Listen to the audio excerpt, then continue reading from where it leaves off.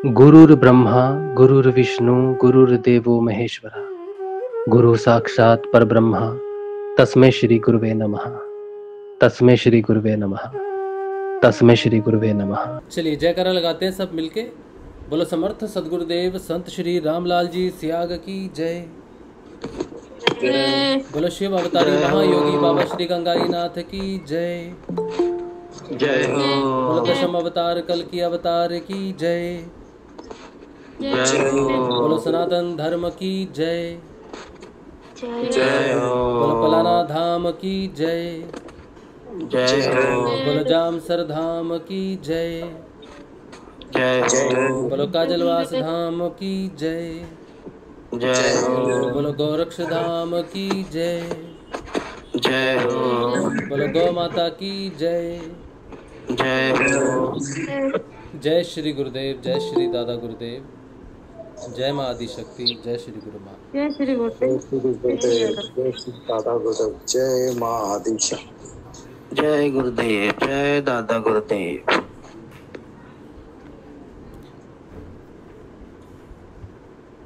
चलिए 7 बज गए और गुरुदेव श्री रामलाल जी सियाग के सिद्ध योग के विज्ञान की हम लोग बात करते हैं। उनके विज्ञान से जो परिवर्तन आता है उसका हम सत्संग करते हैं।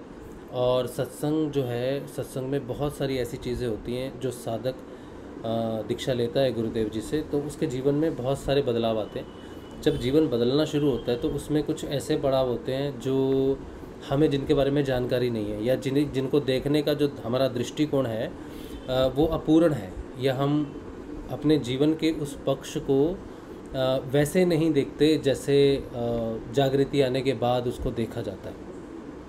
तो जब आप चेतन होने लगते हो, दीक्षा लेते हो गुरुदेव जी से, नाम जप करते हैं, तो सबसे बड़ा परिवर्तन जो घटता है वो है आपके दृष्टिकोण में। दृष्टिकोण का मतलब बहुत विस्तार है, बहुत बड़ा है। दृष्टिकोण होता क्या है?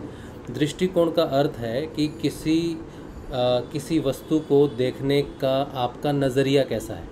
तो 2 तरह के नज़रिए हैं। पहला तो नज़रिया वो है जो हम भौतिक आँखों से देखते हैं, जो आँखें भगवान ने हमें दी हैं, उनको देखते हैं और फिर हम डिसाइड करते हैं कि ये चीज़ अच्छी है या बुरी है। तो वस्तु विशेष के बारे में भौतिक दृष्टिकोण से हम निर्णय लेते हैं। इसी तरह से हमारा जब व्यवहार तैयार हो जाता है, बचपन में जिस परिवार में हम जन्म लेते हैं और जो संस्कृति में हम जन्म लेते हैं, जिस रिलीजन में हम जन्म लेते हैं, जो शिक्षा हम परिवार से ग्रहण करते हैं या बाहर सोसाइटी में समाज से ग्रहण करते हैं, जब हम थोड़े बड़े हो जाते हैं तब 14 साल के बाद हमारा एक दृष्टिकोण होना तैयार हो जाता है। जो भी मनुष्य इस धरती पर जन्म लेता है 14 साल के बाद उसको दृष्टिकोण की प्राप्ति होनी शुरू हो जाती है। ये दृष्टिकोण उसका भौतिक दृष्टिकोण है, जो वो अपनी आँखों से ही नहीं बल्कि अपने सामाजिक व्यवहार से, परिवार से और अपनी एडुकेशन से और अपने आसपास होने वाली घटनाओं से तैयार करता है। इस व्यवहार के हिसाब से, इस दृष्टिकोण के हिसाब से उसका आगे का जो जन्म होता है वो पूरा चलता है। अब जब वो दृष्टिकोण 14 साल के अंदर जो उसका बेस बनता है, वो डिपेंड करता है कि वो आगे का जीवन, जितना भी वो जीवन बिताएगा, वो समाज को कैसे देखेगा, वो अपने आप को कैसे देखेगा, या जीवन में होने वाली घटनाओं को कैसे देखेगा। ज़्यादातर अभी तक जितनी भी लोग आए हैं वो अपनी संस्कृति को ही देख के फॉलो करते हैं। ज़्यादातर लोगों का दृष्टिकोण उनके पूर्वजों के साथ जुड़ा होता है। जो पूर्वज मानते हैं या जिसमें वो बिलीव करते हैं, जो सिस्टम उन्होंने चलाया है, वो सिस्टम चलता है। लेकिन फिर भी हर 10 साल के बाद दृष्टिकोण में एक भारी परिवर्तन आता है, जिसे कहते हैं सामाजिक परिवर्तन। हर 10 साल में नई जनरेशन, कहा जाता है कि नए लोग आए हैं या फिर ज़माना बदल गया है। तो हर 10 साल बाद ज़माना बदल जाता है, क्योंकि आने वाले 10 साल में, या फिर उसको ऑन एन एवरेज मैंने 10 साल बोला है, लेकिन आप कह सकते हैं कि 14 साल का एक पीरियड है जिसमें वो बदलना शुरू होता है। लेकिन हर 14 साल में नहीं होता, क्योंकि हर बार जैसे आज किसी बच्चे ने जन्म लिया तो 14 वर्ष बाद उसका अपना एक दृष्टिकोण बन जाएगा। कल किसी बच्चे ने जन्म लिया तो 14 वर्ष बाद उसका दृष्टिकोण बनेगा। इसी तरह से 1 महीने में जन्म लेने वाले बच्चे अलग अलग डेट पे, इनके लिए दृष्टिकोण जो बनेगा वो इनके 14 वर्ष के बाद बनेगा। ऑन एन एवरेज अगर 1 वर्ष देखा जाए 1 वर्ष में पैदा होने वाले जो बच्चे हैं वो एक ही क्लास में रहेंगे, तो वो एक ही दृष्टिकोण से आगे बढ़ते हैं। लेकिन जैसे ही 1 वर्ष बीत जाएगा तो जो बच्चे अगले वर्ष पैदा होंगे वो एक दूसरी क्लास में आएंगे। जनरली वो बच्चे अपनी प्रीवियस क्लास को ही फॉलो करते हैं, तो उनके दृष्टिकोण में ज़्यादा फर्क नहीं होता, तो समाज उतना बदलता नहीं है। लेकिन इसी तरह से जब डिफरेंस बढ़ता है तो देखेंगे एक बच्चा क्लास 10 में पढ़ रहा है और एक बच्चा क्लास 6 में पढ़ रहा है। अब ये जो बच्चा क्लास 6 में पढ़ रहा है, जब वो क्लास 10 में जाएगा, कक्षा 10 में जाएगा, तो उसका जो दृष्टिकोण होगा वो क्लास 10 वाले से डिफरेंस होगा।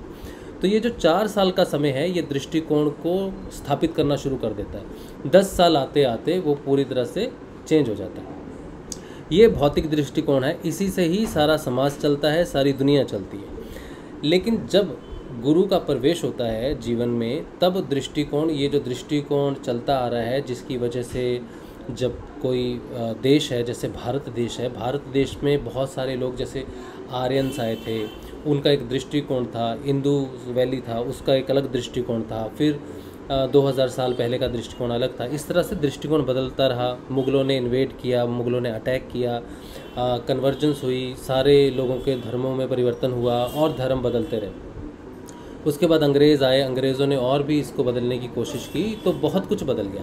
अब ये जो कुछ भी बदला, चाहे वो अंग्रेज़ों ने बदला, चाहे वो मुसलमान मुग़लों ने, इन्वेडर्स ने बदला, या फिर हमारे राजपूत रहे, ब्राह्मण रहे, क्षत्रिय रहे, या सिख रहे, या जितने भी कम्युनिटी रहे, इन सब ने हमारे समाज को अपने हिसाब से, अपने दृष्टिकोण से बदलने की कोशिश की, क्योंकि बाहरी तत्व जो थे वो उनके या तो अनुकूल थे या प्रतिकूल थे। तो आज तक जितना भी परिवर्तन हुआ है, आज तक मानव जाति ने जब से जन्म लिया है तब से आज तक जितना भी परिवर्तन किया है वो सारा का सारा दृष्टिकोण के अंदर आता है। तो ये सारा का सारा बाहरी दृष्टिकोण है और ये टेम्परेरी है। चाहे आज से 5000 साल पहले की बात करो, जिसमें महाभारत हुई, श्री कृष्ण ने जन्म लिया, या 10,000 साल पहले चले जाओ या उससे पहले चले जाओ, आप कितने भी पीछे चले जाओ, जितना भी कुछ दृष्टिकोण हुआ वो परिवर्तनशील था, वो टेम्परेरी था, वो परमानेंट नहीं था। अब ये सारा दृष्टिकोण से आज भी जितने भी लोग इस दुनिया में हैं वो सारे के सारे बाहरी दृष्टिकोण से ही अपना जीवन चलाते हैं। ये एक नॉर्मल जीवन है, एक नॉर्मल दृष्टिकोण है, एक नॉर्मल भौतिकवाद समाज और जीवन है। अब दूसरा दृष्टिकोण जो है वो प्राप्त होता है साधक को। साधक का दृष्टिकोण साधारण दृष्टिकोण नहीं होता, समय की सीमा के साथ नहीं होता। चाहे ये पृथ्वी 4 अरब साल पुरानी है, या मानवता को जितना भी समय हुआ है इस धरती पर आए हुए, उसमें जितने भी दृष्टिकोण या परिवर्तन या रिलीजन्स आए हैं, या जितने भी लोगों ने इन्वेड किया, जितने भी लोगों ने खुशहाल किया, चाहे कोई भी धर्म आया, उनकी कोई भी सीख थी, कोई भी हमारे पूर्वजों की कोई रीति थी, संस्कृति थी, हमारी एजुकेशन सिस्टम था, या कुछ भी था, एक साधक इस दृष्टिकोण से पूर्ण मुक्त हो जाता है। जब वो गुरु की शरण में आता है, गुरु उसको दीक्षा देता है, तो वो उसे अंतर्मुखी कर देता है। बाहरमुखी से अंतर्मुखी होना ही दृष्टिकोण का परिवर्तन है। 2 ही दृष्टिकोण है, बाहरी दृष्टिकोण और आंतरिक दृष्टिकोण। इस बाहरी और आंतरिक दृष्टिकोण के बीच में एक रेखा है, इस रेखा को परिवर्तन रेखा कहा गया है, या जीवन की वो रेखा कही गई है जहाँ से मानव ने जितने भी जन्म लिए हैं, जब वो अपने परम पिता या अपने सोर्स या अपने उद्देश्य या जहाँ से भी वो आया है, जहाँ से भी वो एक से अनेक होने की भावना से इस धरती पर आया है, यहाँ से उसकी रिटर्न टिकट है। तो वो व्यू पॉइंट, वो दृष्टिकोण जब बदल जाता है आंतरिक दृष्टिकोण में, तो ये जीवन में घटने वाली इस धरती के पूरे इतिहास में सबसे ज़्यादा महत्वपूर्ण घटना है। लेकिन ये सामाजिक घटना नहीं है, ये एक व्यक्तिगत घटना है, ये सिर्फ एक व्यक्ति के जीवन में घट सकती है। ऐसी ही घटनाएं आज तक हज़ारों लाखों संतों में, साधुओं में और उन लोगों में घटी है जिन्होंने अपने जीवन को परमात्मा की तरफ या भगवान की प्राप्ति की तरफ लगाया है। यही वो दृष्टिकोण है जो सनातन है, सदैव से है।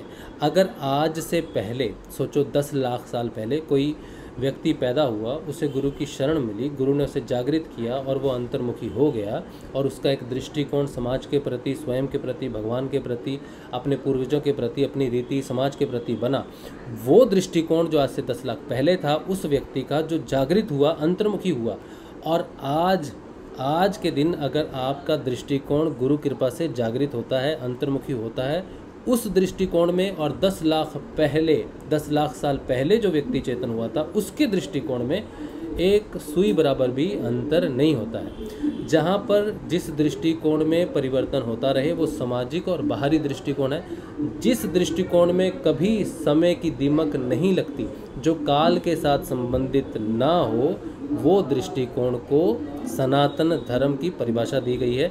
उसी दृष्टिकोण को मानव की परिभाषा दी गई है, मानव व्यवहार की परिभाषा दी गई है, और उसी दृष्टिकोण से ही समभाव प्रकट होता है, मैत्री प्रकट होती है, प्रेम प्रकट होता है, जीवन में सुख और शांति प्रकट होती है। जीवन में मुख्य बदलाव सिर्फ दृष्टिकोण के परिवर्तन से ही आता है। इस दृष्टिकोण का जो दो दृष्टिकोण आपको बताए हैं, सामाजिक दृष्टिकोण और अपना एक इंडिविजुअल आध्यात्मिक दृष्टिकोण जिसे हम बोल सकते हैं, इसके बीच में जो पतली रेखा है, ये पतली रेखा है हमारे पहले गुण की, जो हमें इस गुण से बाहरी दृष्टिकोण से बांधता है, जिसे कहते हैं तमोगुण। तमोगुण सिर्फ बाहरी अवस्था में जो मैन्युपुलेशंस होती हैं, जिन्हें हम कहते हैं कि हमने देखा कुछ और समझा कुछ, जो हमारी 5 इंद्रियाएं हैं या हमारा मन है, ये बाहर से जो भी भौतिकता को देखता है उसका एक अलग से मिथ्य अपने हिसाब से, अपने दृष्टिकोण के हिसाब से समाज का निर्माण करते हैं। सोचो, बाहर कहते हैं दुनिया बहुत ख़राब है, बच्चों को कहते हैं दुनिया बहुत ख़राब है, तुम संभल के चलो। वो इसको इसलिए बता रहे हैं क्योंकि उनके दृष्टिकोण में वो बड़े हो चुके हैं, वो जानते हैं कि समाज कैसे चलता है। पैसे के बिना जैसे काम नहीं चलता, तो बच्चों को कहेंगे पढ़ो लिखो, क्योंकि पैसे के बिना संसार नहीं चलता है। तो वो उनका दृष्टिकोण जो बदलने की कोशिश कर रहे हैं। अब ये जो बच्चा है जिसने वो समाज नहीं देखा है, ये वो दृष्टिकोण धारण करता है। ये क्या करते हैं कि एक समाज का निर्माण करते हैं बच्चे में, जो एक मिथ्या समाज है। वो समाज का निर्माण करते हैं अपनी इंद्रियों से या सत्य को एक रूप देके कि वो ऐसा है, तो बच्चा उसी मिथ्य रूप को धारण करके उसका जीवन आगे बढ़ता है। यही मिथ्य को तोड़ना, इस मिथ को तोड़ना, इस अंधकार को तोड़ना, इस इन्फॉर्मेशन को जो मैन्युपुलेट है, जो इल्यूजन है, इसीलिए माया को इल्यूजन कहा गया है, क्योंकि वो चेंज होती रहती है, वो एक जैसी नहीं रहती। जैसा हमने कहा 10 साल बाद, हर 10 साल बाद एक बड़ा परिवर्तन आता है, वो परिवर्तन ही इल्यूजन है कि यार ये तो ऐसा था, अब ये ऐसा हो गया। तो माया का मतलब है जो निरंतर परिवर्तन होता रहे, वो दृष्टिकोण में। अब जो बच्चों पर जो प्रभाव पड़ता है इल्यूजन का, और जो उनको जगत अंतर्मुखी होकर दिखने लगता है, वो परमानेंट जगत है। इसीलिए कहा जाता है, कई जगह पर कहा जाता है कि जगत मिथ्या भी है और जगत सत्य भी है। जगत सत्य उसके लिए है जो अंतर्मुखी होकर जगत को देखता है। वो इसलिए देखता है क्योंकि अंतर्मुखी होने का अर्थ है जगत को न देखना, बल्कि स्वयं को देखना और स्वयं को बदलना। स्वयं के दृष्टिकोण से ही जगत अच्छा है, स्वयं के दृष्टिकोण से ही जगत बुरा है। जब तक हम बाहर देखते हैं, लोगों को देखते हैं और उनकी परिभाषाओं को देखते हैं, तो जगत कभी भी अच्छा नहीं लगेगा। क्योंकि जब तक आप अपने परिवार में हैं तो दुनिया बहुत अच्छी है। जैसे ही आप मार्केट में जाएंगे तो सब्जी वाला आपको लूट रहा है, जगत बहुत ख़राब है। जैसे ही आप कहीं बाहर जाएंगे, बिजनेस में जाएंगे या नौकरी करेंगे, तो आपका मैनेजर आपको कहेगा आप काम नहीं करते, तो आप कहेंगे जगत बड़ा ख़राब है क्योंकि मेरी मेहनत नहीं देखता। जैसे ही आप घर पे आएंगे तो कहेंगे मेरा परिवार बड़ा अच्छा है, मेरे माता पिता, मेरे बच्चे, मेरी पति, मेरी पत्नी, मेरे दोस्त बहुत अच्छे हैं, क्योंकि वो मुझे समझते हैं। तो ये दो दृष्टिकोण इसलिए हैं क्योंकि ये बाहरी हैं, डिपेंड करते हैं दूसरे के ऊपर में, दूसरे के चित्त के ऊपर में, व्यवहार के ऊपर में। साधक हमेशा स्वयं को देखता है। जब वो स्वयं अच्छा हो जाता है, जब वो स्वयं को देखने लगता है, स्वयं का परिवर्तन करता है, तो उसको सारा जगत अच्छा ही लगता है। तो आंतरिक परिवर्तन ही मुख्य परिवर्तन है, साधक का परिवर्तन है, और आंतरिक दृष्टिकोण ही सनातन दृष्टिकोण है, सनातन धर्म का दृष्टिकोण है। अब ये तो दो दृष्टिकोण मैंने बड़ी संक्षेप में आपको बता दिए, ठीक है। इनका मूल अंतर बता दिया कि अगर आप सनातन धर्म में प्रवेश करते हो, अगर आप समय से बाहर जाते हो, तो आपको अंतर्मुखी होना पड़ेगा। बाहरमुखी रह के आप अनंत काल की यात्रा नहीं कर सकते, और उस सनातन, उस आत्मा को जो सदैव से ही एक जैसी है, जो न घटती है न बढ़ती है, उसका दर्शन आप नहीं कर सकते। इंडिविजुअल पॉइंट ऑफ व्यू से, एक इंडिविजुअल पर्सनल जो होता है आपका व्यक्तिगत जो दृष्टिकोण है, उससे आप आत्मा के दर्शन नहीं कर सकते। एक बात फिर से मैं कह रहा हूँ, व्यक्तिगत दृष्टिकोण से आप भगवान का, आत्मा का दर्शन नहीं कर सकते, उसका आत्म साक्षात्कार नहीं कर सकते। जितने भी लोग बाहर दूसरे लोगों की निंदा करते हैं, उनके कार्यों की निंदा करते हैं, किसी भी प्रकार के कलेश में फंसे होते हैं, वो हमेशा बाहरमुखी होते हैं। इससे कोई फ़र्क नहीं पड़ता कि वो किस गुरु के शिष्य हैं, कौन से धर्म में हैं, कितनी किताबें उन्होंने पढ़ रखी है। जब तक निंदा है तब तक बाहरी दृष्टिकोण ही है। अब ये दृष्टिकोण के ऊपर में मैं ज़्यादा नहीं बोलूँगा। अब मैं आता हूँ अगले पॉइंट पे कि ये जब दृष्टिकोण जब चेंज होता है, जब साधक, जब नॉर्मल व्यक्ति व्यक्तिगत जीवन से आध्यात्मिक जीवन में प्रवेश करता है, तो वो एक मिक्स कॉन्शियस में जाता है। मिक्स कॉन्शियस मतलब समिष्ट चेतना में प्रवेश करता है, जहाँ पे उसका स्वयं का अस्तित्व खत्म होना शुरू हो जाता है। जब उसका स्वयं का अस्तित्व खत्म होना शुरू होता है तो यहाँ पर उसका पहला युद्ध होता है, जिसके बारे में मैं बात करना चाहता हूँ। ये जितनी भी भूमिका मैंने बांधी है सिर्फ आपको समझाने के लिए बांधी है कि हर साधक के जीवन में आज तक जितने भी साधक हुए हैं, जिनकी यात्रा शुरू हुई है ऐसे, जिन्होंने जन्म लिया कुछ अच्छे कर्मों की वजह से और साधक ही पैदा हुए, उनके लिए ये समस्याएं नहीं होती हैं। लेकिन जो साधक पहले इस जीवन में एक बहुत बड़ा साधना में प्रवेश करता है या उसके जीवन में परिवर्तन आता है, गुरु उसके जीवन में प्रवेश करता है, उसके जीवन की मैं बात कर रहा हूँ। बाहरी दृष्टिकोण और आंतरिक दृष्टिकोण के परिवर्तन में पहला गुण, जिसे तामसिक गुण कहा जाता है, वो हमारे अंदर है, जो हमें अंतर्मुखी होने से रोकता है। एक बार गुरु जी ने एक स्पीच में बोला था कि तामसिक शक्तियाँ इतनी भयावह होती हैं, इतनी खतरनाक और इतनी निर्दय होती हैं कि वो साधक की जान तक ले लेती हैं, वो व्यक्ति की जान तक ले लेती हैं। अब ये जो घटना है, इस पे खास ध्यान देने वाली बात ये है कि आखिर ऐसा क्यों होता है और आखिर ऐसा क्या होता है। जब कोई साधक अपनी माया को छोड़कर परम परमात्मा की तरफ जाता है, तो माया जो इल्यूजन है वो उस पर इल्यूजन क्रिएट करती है कि तू बॉडी है। पहला परिवर्तन अंतर्मुखी होने से आता है, आत्म तत्व की तरफ बढ़ना।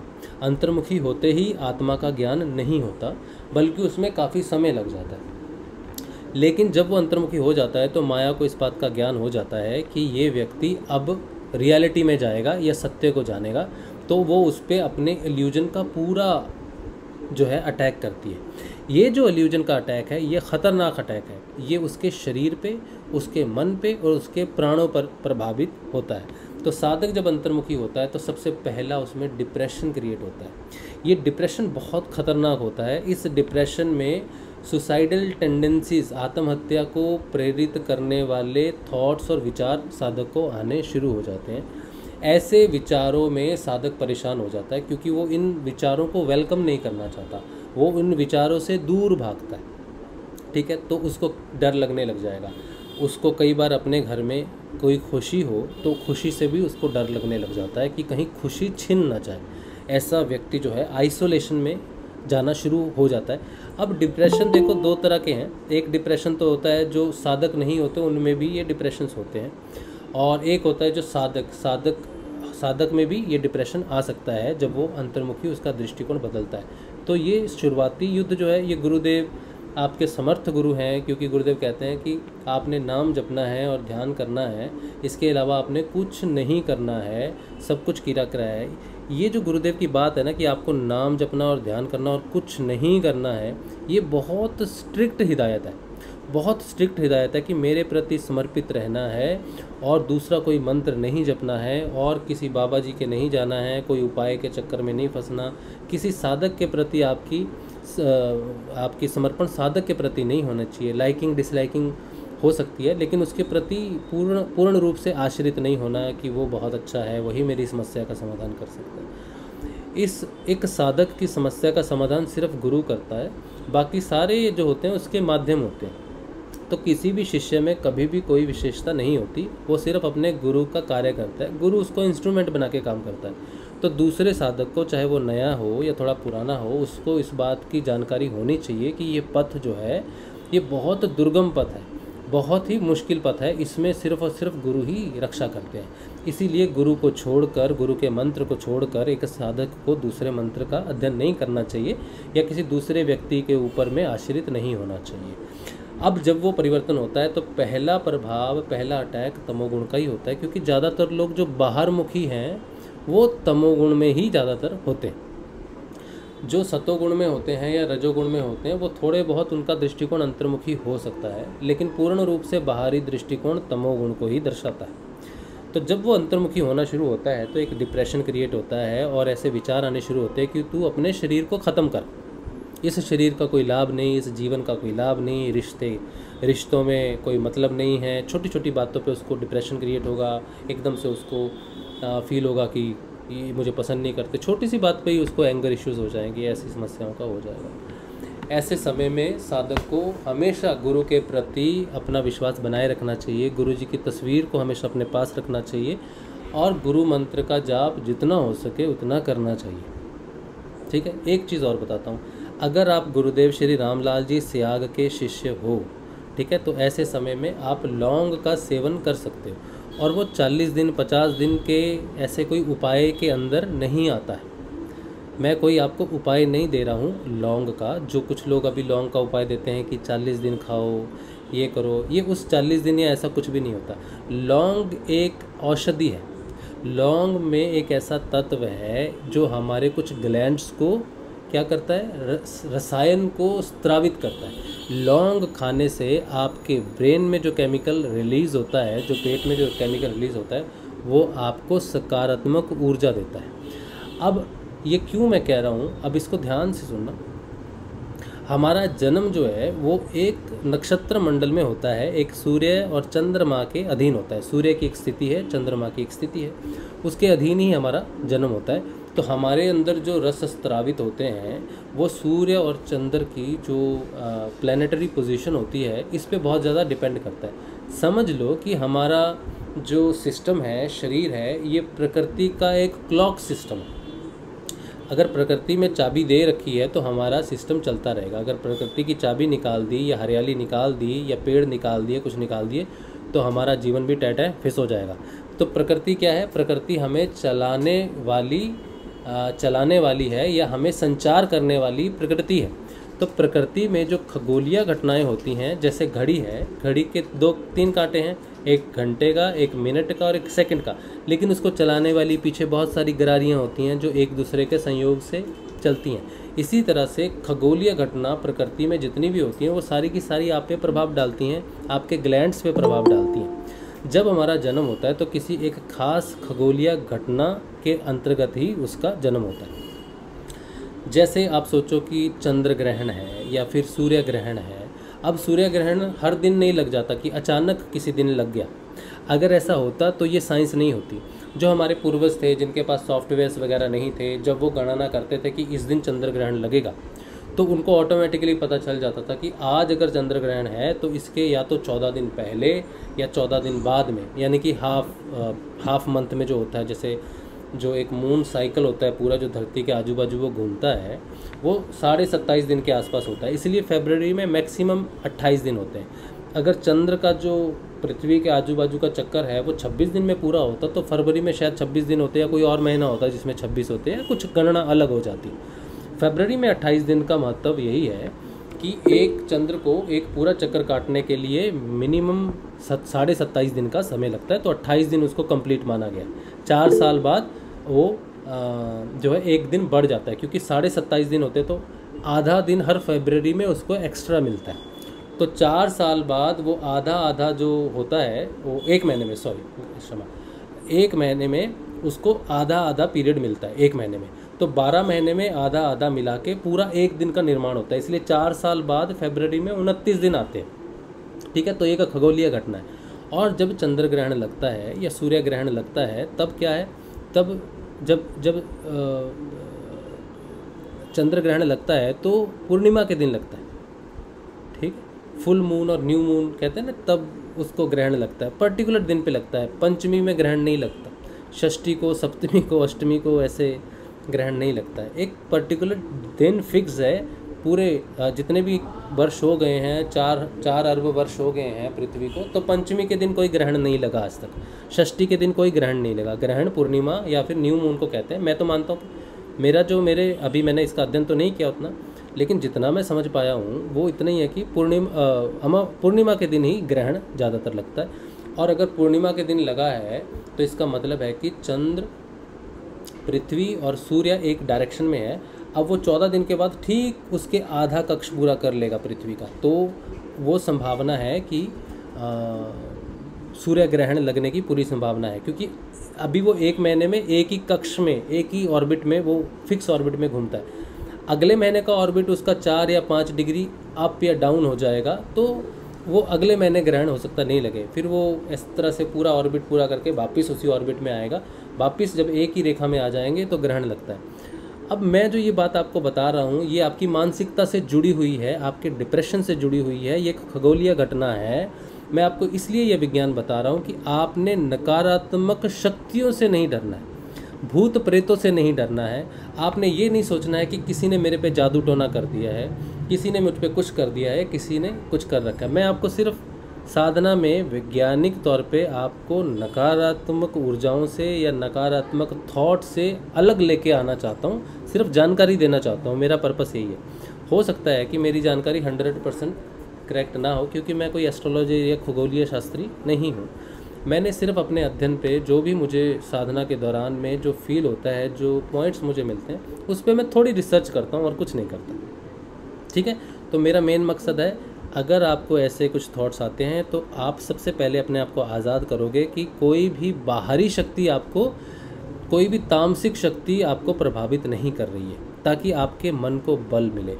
ये पूरा जो सत्संग आज का है सिर्फ आपके मनोबल के लिए है, आपके मनोबल को बढ़ाने के लिए है। जब आपको जानकारी हो जाएगी, ज्ञान हो जाएगा, तो आपको मनोबल की प्राप्ति होगी कि आप उसे कंट्रोल कर सकते हैं कि नहीं कर सकते हैं। एटलीस्ट आपके विचार जो हैं वो लोगों के प्रति ना जाए, किसी के प्रति नफरत ना आए मन में, किसी व्यक्ति विशेष के प्रति हम तामसिकता, वो तामसिक है, ये राजसिक है, इस तरह की अफवाह में ना पड़े, और ना ही हम किसी को ऐसे चक्रों में डालना चाहिए। ये एक गलत चीज़ है। तो जो चंद्र ग्रहण और सूर्य ग्रहण लगते हैं, ये दोनों के दोनों एक दूसरे से मिली हुई घटना है। जब ये दोनों लगते हैं तभी एक छाया का निर्माण होता है, जिसे हम राहु और केतु की छाया बोलते हैं। ये छाया ही इल्यूजन है। ठीक है, ये छाया ही इल्यूजन है जो हमारे मस्तिष्क पे पड़ती है, और जो छाया हमारे मस्तिष्क पे पड़ती है वही हमें इल्यूजन करती है, वही हमें ये विचार देती है कि जो ये थॉट्स आते हैं, जो विचार आते हैं, ये उस खगोलीय घटना का एक बिंदु मात्र है। आपके जीवन में जब आप में परिवर्तन आना शुरू होता है तो एक जीवन में ऐसे समय आते हैं, हर किसी के जीवन में वो पॉइंट आता है। जैसे चंद्र के जीवन में एक समय में उसको चंद्र ग्रहण से गुजरना पड़ता है एक पॉइंट के लिए, उसकी खुद की रोशनी क्षीण हो जाती है, उसकी खुद की क्षमता क्षीण हो जाती है। इसी तरह से सूर्य पर भी जो ग्रहण लगता है तो सूर्य किससे पोषित होता है? पृथ्वी से ही पोषित होता है सूर्य। अगर पृथ्वी नहीं है तो सूर्य का भी कोई अस्तित्व नहीं है। तो सूर्य को भी उस दौरान जब उस पर ग्रहण लगता है तो उस पर प्रभाव पड़ता है। ठीक है, अब खगोलीय शास्त्र इस चीज़ को नहीं मानेंगे कि इसका प्रभाव पड़ता है, लेकिन आप साधक होने के नाते अगर आपकी नाक है और आपको लेफ़्ट और राइट नोज़ से सांस आती है तो आपको इन चीज़ों पे विश्वास करना पड़ेगा, क्योंकि ये पूरी घटना जो है ये हमारी खगोलीय, हमारी बॉडी के साथ संबंधित है। हमारे पंचभूत से निर्माण इस शरीर में जो प्राण बसते हैं वो प्राण ही खगोलीय घटना को दर्शाते हैं। तो जैसे ये खगोलीय घटना सिर्फ समय भर की होती है, उसी तरह से हमारे अंदर जब ये परिवर्तन आना शुरू होता है, एक पॉइंट बिंदु है जहाँ से दृष्टिकोण बदलना शुरू होता है, वहाँ पर इल्यूजन क्रिएट होता है। इसी इल्यूजन को ही आध्यात्मिक डिप्रेशन कह सकते हैं। मैं भौतिक लोग जो हैं, जो डिप्रेशन में हैं, उनकी बात मैं नहीं जानता कि उनको क्यों ऐसी डिप्रेशन हो रहा है, या क्यों वो ऐसा कार्य करते हैं, या फिर आत्महत्या या सुसाइडल जैसी चीज़ों को अपना लेते हैं या भाग जाते हैं, जीवन को छोड़ के भाग जाते हैं। ये मैं उनके बारे में नहीं बोल रहा, मैं उस व्यक्ति के बारे में बोल रहा हूँ जो साधक है और साधना से डिप्रेशन जो क्रिएट होता है उससे वो टेंडेंसीज जो होती हैं, वो जो पॉइंट होता है, वो जो एक्लिप्स होता है, जो परिवर्तन होता है, वो उस पॉइंट पे आना एक समय भर की डिमांड है, या समय भर का वो इल्यूजन है, और वो दूर हो जाएगा। तो अगर किसी साधक को नाम जपते समय किसी भी प्रकार की नकारात्मक विचार का आना हो रहा है तो आप ये समझो कि ये एक फेस है, ये आप नहीं हो, इस पे आप पूर्ण चंद्र हो, आप पूर्ण सूर्य हो, और आप पे जो छाया पड़ रही है ये एक जस्ट इल्यूजन भर है, ये आप नहीं हो। ठीक है, आपके विचार आप स्वयं नहीं हो, आप आत्म तत्व हो, स्वयं एक तत्व हो। ठीक है, तो आप इन चीज़ों से घबराएंगे नहीं और इन चीज़ों से अपने जीवन को ब्लेम करके बैठेंगे नहीं, और प्रभावित नहीं होंगे किसी भी चीज़ से, और नकारात्मक ऊर्जा को कोई महत्व नहीं देंगे आप। जब भी ऐसे विचार आएंगे तो आपको क्या करना है कि जो औषधि मैं बता रहा हूँ ये कोई उपाय नहीं है, ये एक औषधि है।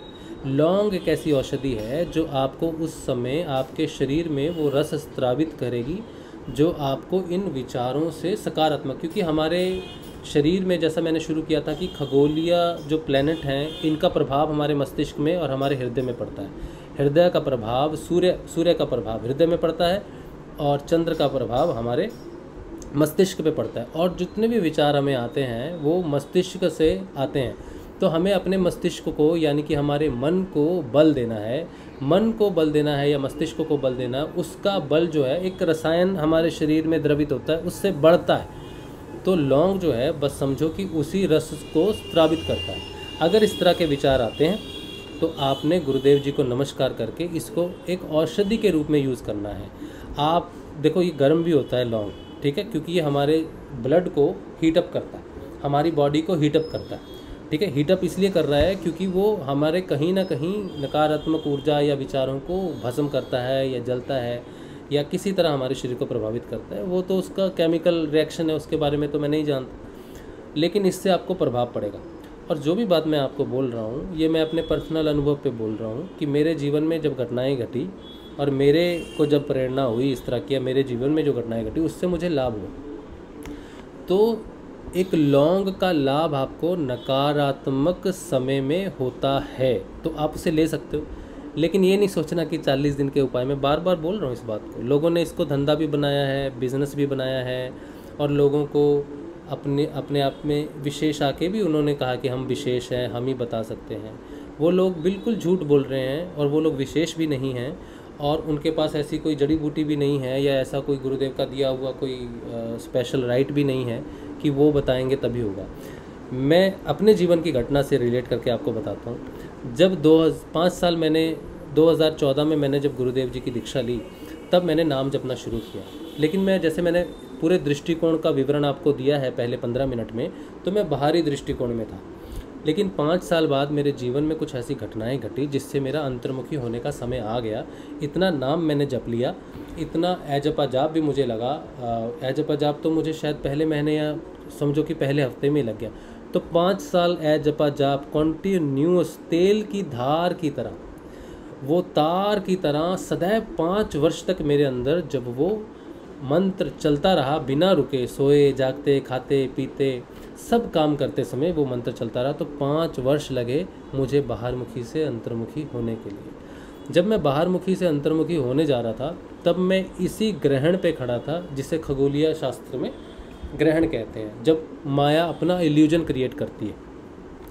तब मेरे दिमाग में ऐसी बातें आने लग गई कि यार ये मैं इतना फेल हुआ हूँ जीवन में, अभी मैं बीमार हूँ, मुझे ये बीमारी है जो आगे जाके ख़तरनाक रूप ले सकती है। मेरे परिवार का क्या होगा या फिर मेरे जीवन का क्या होगा, मेरा जीवन तो ऐसे ही है। तो वो एक विचार मुझे डरा रहे थे कि कोई फ़ायदा नहीं है, जीवन ये है, ऐसा है, वैसा है। उस समय मुझे खांसी हो गई, गुरु कृपा से मुझे खांसी हो गई। उस खांसी के दौरान मेरी पत्नी ने मुझसे कहा कि आप लौंग खाओ, लौंग से खांसी ठीक होती है। अब ये भी गुरु कृपा से होता है। तो मैंने लौंग के पैकेट ख़रीदे और अपनी जेब में रख लिए। तो अब मैं क्या करता था, मुझे लौंग खाने में मज़ा आने लग गया। मतलब मैं उसे इसलिए नहीं खा रहा था कि मुझे खांसी है, बल्कि मुझे जैसे लोग पान चबाते हैं, सिगरेट पीते हैं या फिर कुछ भी उनको आदत हो जाती है, वैसे ही मुझे लौंग की आदत होगी। तो लौंग मेरे पास हमेशा रहना चाहिए, मेरा मुँह भैंस की तरह चलना चाहिए बस, या गाय की तरह चलना चाहिए, बकरी की तरह। वो मुझे ऐसा अच्छा महसूस होने लग गया। अच्छा महसूस इसलिए होने लग गया कि शायद वो लौंग मेरे अंदर कुछ परिवर्तन करने लग गया था कुछ दिन खाने के बाद। तो मैं एक पैकेट लेता था, 5 या 10 रुपये का आता था, और मैं उसे मुंह में रख लेता था। तो दिन में मैं कम से कम 3 या 4 लौंग खाता था। मेरी हर पॉकेट में, हर जेब में लौंग मिल जाता था। मेरे बैग में जो मैं ऑफिस जाता था उसमें मिल जाता था। तो ये घटना जो लौंग खाने की घटना घटी, ये स्पेसिफिकली उसी समय घटी जब मैं चेतन हुआ 2019 में, जब मेरी चेतना अंतर्मुखी हुई। और ये लौंग वाली घटना गुरुदेव की कृपा से घटी। और कम से कम मैंने 2.5 महीने के आसपास, 2 से 2.5 महीने के आसपास, सर्दियों का समय था, नवंबर, दिसंबर, जनवरी, फरवरी, और सर्दी में खांसी जो हो ही जाती है। तो बस वो खांसी बहाना बनी और 2.5-3 महीने मैंने वो लौंग खाया। उस लौंग से मेरे जो विचार थे उनमें बहुत ज़्यादा नियंत्रण आया, मुझे बड़ी मदद मिली और नाम जपने में मुझे बड़ी मदद मिली। उसके बाद से मेरा जो ध्यान लगना शुरू हुआ 2019 से, वो लौंग के कारण नहीं, लौंग ने मेरी साधना में सिर्फ इतनी ही मदद की कि मेरे विचारों पर मेरा कंट्रोल हो जाए। ये बात मैं आपको बता रहा हूँ, किसी भी उपाय के अंदर नहीं बता रहा हूँ, सिर्फ एक विज्ञान के अंदर बता रहा हूँ। इसलिए किसी झांसे में नहीं आना कि लौंग कोई उपाय है, कोई उपाय नहीं है लौंग, ठीक है। मैं इसलिए जानता हूँ क्योंकि मैं इससे गुजरा हुआ हूँ। तो आपको अगर ऐसे विचार आते हैं, नकारात्मक विचार आते हैं या कुछ भी है, तो आप इसका सेवन कर सकते हो और जितना चाहे उतना कर सकते हो। बस अपने शरीर को देखना है कि गर्मी ना पड़े, और ज़रूरी नहीं है कि पहले 2 महीने का है, आप कभी भी खा सकते हो।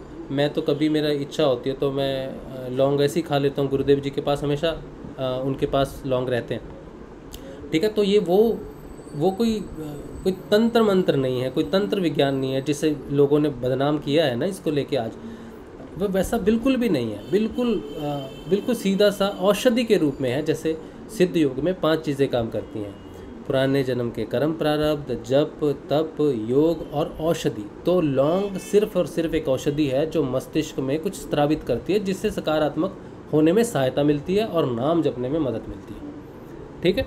तो ये आप कर सकते हो। और दूसरा, आपने हमेशा सोचना है कि ये एक छाया है, एक इल्यूजन है, ये थॉट है, एक विचार है, और विचार जो है मन में उत्पन्न करने वाले 2 ही हैं। और जो खगोलीय घटना में मैंने आपको बता दिया, चंद्र को प्रभावित करने वाले 2 ही ग्रह हैं, ठीक है। तो ये चीज़ आपने साइंटिफिकली भी समझ ली और औषधि के रूप में भी समझ ली और दृष्टिकोण के हिसाब से भी समझ ली। और साधक के जीवन में ये घटना घटती है, आप विरले नहीं हो। लोग बात नहीं करते, क्यों नहीं करते? क्योंकि ये नकारात्मक बातें हैं, ऐसी बातें नहीं करनी चाहिए, ठीक है। इससे क्या होता है, आदमी और ज़्यादा डर जाता है, तो वो बात नहीं करता इस चीज़ के बारे में। अब ये जो मैं आपको बात बता रहा हूँ, ये मेरे अपने एक्सपीरियंस में है, ठीक है। लेकिन अध्यात्म में जो ये विचार पैदा होते हैं, किसी भी प्रकार की हानि आपको नहीं करेंगे। ये आप अपने पास संभाल के रखो इस बात को, कि ये जो विचार आते हैं और विचारों से आपको डर लगेगा, ठीक है। अध्यात्म में इन विचारों से साधक को डर लगता है।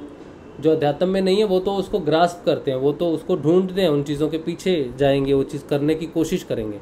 लेकिन साधक इन चीज़ों से भागने की कोशिश करता है, इन चीज़ों से डरता है कि ये चीज़ें आती हैं, तो वो अपने आप को सेफ डिस्टेंस करता है कि मुझे छत पे जाने से डर लगता है तो मैं छत पे ना जाऊँ, मुझे अग्नि के पास जाने से डर लगता है तो मैं अग्नि के पास ना जाऊँ, मुझे पानी के पास खड़े होकर डर लगता है कि कहीं मेरा पैर ही ना फिसले। वो बेकार थॉट आएगा। वो एक नदी समंदर के पास खड़ा होगा तो उसको यही लगेगा कि कहीं इसमें छलांग लगा, वो इमेजिन कर लेगा कि वो गया तो कहाँ गिरेगा, कहाँ डूबेगा, इतना में का वो अपना ही वो उसका आनंद नहीं लेता, उस झरने का, उस डैम का, उस नदी का वो आनंद नहीं लेता, बल्कि वो ये सोचने लगता है कि मैं अगर इसमें जाऊँगा तो कैसे, कहाँ क्या होगा मेरा, ठीक है। इसी तरह से वो छत पे जाएगा तो छत में ठंडी हवा का आनंद नहीं ले पाएगा। वो किस चीज़ को फील करेगा कि कहीं ये हो गया, ऐसे होकर इधर गिरे तो इधर लगेगा, उधर लगेगा। वो इसी तरह के विचारों में उलझा रहता है। तो ये एक छाया, इल्यूजन, माया होती है जो आपको रियलाइजेशन से दूर करती है, अपने आत्म तत्व में जाने से रोकती है। यही ट्रांसफॉर्मेशन को हम कहते हैं आत्म स्थिति में प्रवेश करना, यानी कि मनोस्थिति जो बाहर की स्थिति है। जो हम जीवन जीते हैं, जीवन भर किस में जीते हैं? मनोस्थिति में जीते हैं। ये मुझे अच्छा लगता है, ये मुझे अच्छा नहीं लगता, वो खाना अच्छा है, वहाँ नहीं जाना, आज नींद आ रही है, ये है। तो हम पूरा जीवन मन के अधीन ही जीते हैं, आत्मा के अधीन नहीं जीते। तो जब मनोस्थिति आत्म स्थिति में परिवर्तित होनी शुरू हो जाती है, आत्म स्थिति आनी शुरू हो जाती है, तब ये घटना है, तब ये युद्ध है, ठीक है। तब ये युद्ध होता है विचारों का। इसमें मन का दोष नहीं है। मन एक खाली वेसल है, एक खाली कटोरे की तरह है। उसमें आप दही रख दो, उसमें आप दूध रख दो, उसमें आप पानी रख दो, शरबत रख दो, तेज़ाब रख दो, जहर रख दो, मीठा कुछ रख दो, अमृत रख दो। उस लोटे उस बर्तन का कोई कसूर नहीं है। उसमें कसूर सिर्फ है ये है कि उसमें रखा क्या जा रहा है और कौन उसमें रख रहा है। तो माया उस लोटे का, उस बर्तन का, उस मन का अपनी इच्छा से प्रयोग करती है, क्योंकि उसके पास 5 इंद्रियां बाहर मुखी हैं। उसके 5 ऐसे राक्षस हैं या 5 ऐसी सेना है, 5 ऐसे सेनापति हैं जो मन को प्रभावित करते हैं और मन में डालते हैं। आँखों से डालते हैं, कानों से सुने हुए शब्दों से डालते हैं, और स्मृतियाँ आ जाती हैं जो चित्त में बसी हुई हैं। तो माया अब चित्त को यूज़ करती है, 5 इंद्रियाओं को यूज़ करती है मन को दूषित करने के लिए। ये दूषित होना ही चंद्र ग्रहण है, ठीक है। जिस तरह खगोल प्रकृति में चंद्र ग्रहण लगता है, लेकिन प्रकृति तो अपने आप को सीज नहीं करती। प्रकृति तो ये नहीं कहती कि आज पेड़ नहीं उगाने में बड़ी मायूस हूँ, ये है वो है। तो जो खगोलीय घटना प्रकृति में चल रही है वही खगोलीय घटना हमारे शरीर के अंदर भी चलती है। तो जिस तरह से प्रकृति हमेशा चलती रहती है, नियमित रहती है, नियम में रहती है और अपना कार्य करती रहती है, साधक को भी प्रकृति से शिक्षा लेने की ज़रूरत है कि जब वो परेशान होती है, ठीक है, उस पर चंद्र का प्रकाश नहीं पड़ता, उस पर सूर्य का प्रकाश नहीं पड़ता, तो वो विचलित नहीं होती वो, क्योंकि उसको इसकी जानकारी है, उसको इसका ज्ञान है। इसी तरह साधक को भी इस बात का ज्ञान होना चाहिए कि कोई बाहर झाड़ू दे रहा है, फूंक मार रहा है, ताबीज बांध रहा है, ये कर रहा है, क्या आप प्रकृति को कोई ताबीज बांध सकते हो? क्या प्रकृति में ऐसा कुछ कर सकते हो कि ये खगोलीय घटना बंद हो जाए, सूर्य ग्रहण या चंद्र ग्रहण लगना बंद हो जाए? कभी भी नहीं होगा। इसी तरह मनुष्य के शरीर पर भी खगोलीय घटनाओं का प्रभाव तब तक पड़ता रहेगा जब तक वो फ्री फ्रॉम बॉडी नहीं होता, इंडिपेंडेंट फ्रॉम द बॉडी। जो महर्षि अरविंदो ने जो बात कही है कि आपको टेरेस्टोरियल इमोर्टैलिटी मिलेगी, शरीर से स्वतंत्रता मिलेगी, तो उन्होंने इसी पंचभूत शरीर से जो पंच इंद्रियाँ और ज्ञान इंद्रियाँ जुड़ी हुई हैं, छठी इंद्रिया मन जुड़ी हुई है, इससे मुक्ति की बात की है। ये ग्रहण जो लगते हैं वो साधक को तब तक लगते रहेंगे जब तक वो अपने शरीर से, अपने गुणों से अतीत नहीं जाता, गुणातीत नहीं होता, तब तक ये गुण प्रभाव करते हैं। और इनके जो परिवर्तन की बात हमने कल की थी, कल का बहुत महत्वपूर्ण था, वो ये था कि हम अपने चक्रों के हिसाब से अपनी साधना को न देखते हुए बल्कि अपने गुणों के हिसाब से अपनी यात्रा को देखें कि मेरे में गुण परिवर्तन हुआ है कि नहीं हुआ है, मैं तमोगुण से रजोगुण में प्रवेश कर गया कि नहीं कर गया। जिस दिन आप तमोगुण से रजोगुण में प्रवेश कर लिया, ये सबसे बड़ी विजय है। रजोगुण में फिर आपको तामसिकता, ये ग्रहण वाली बातें बहुत हद तक दूर छोड़ के चली जाती हैं, फिर ये आप पे उतना अटैक नहीं करती। जहाँ 100% थी वहाँ सोचो 0.23% है, तो नमात्र की तरह से होती, क्योंकि आप बहुत स्ट्रांग हो जाते हो। जैसे जैसे मन तमोगुण से रजोगुण, रजोगुण से सतोगुण और त्रिगुणातीत होता है तो मन सशक्त होता है।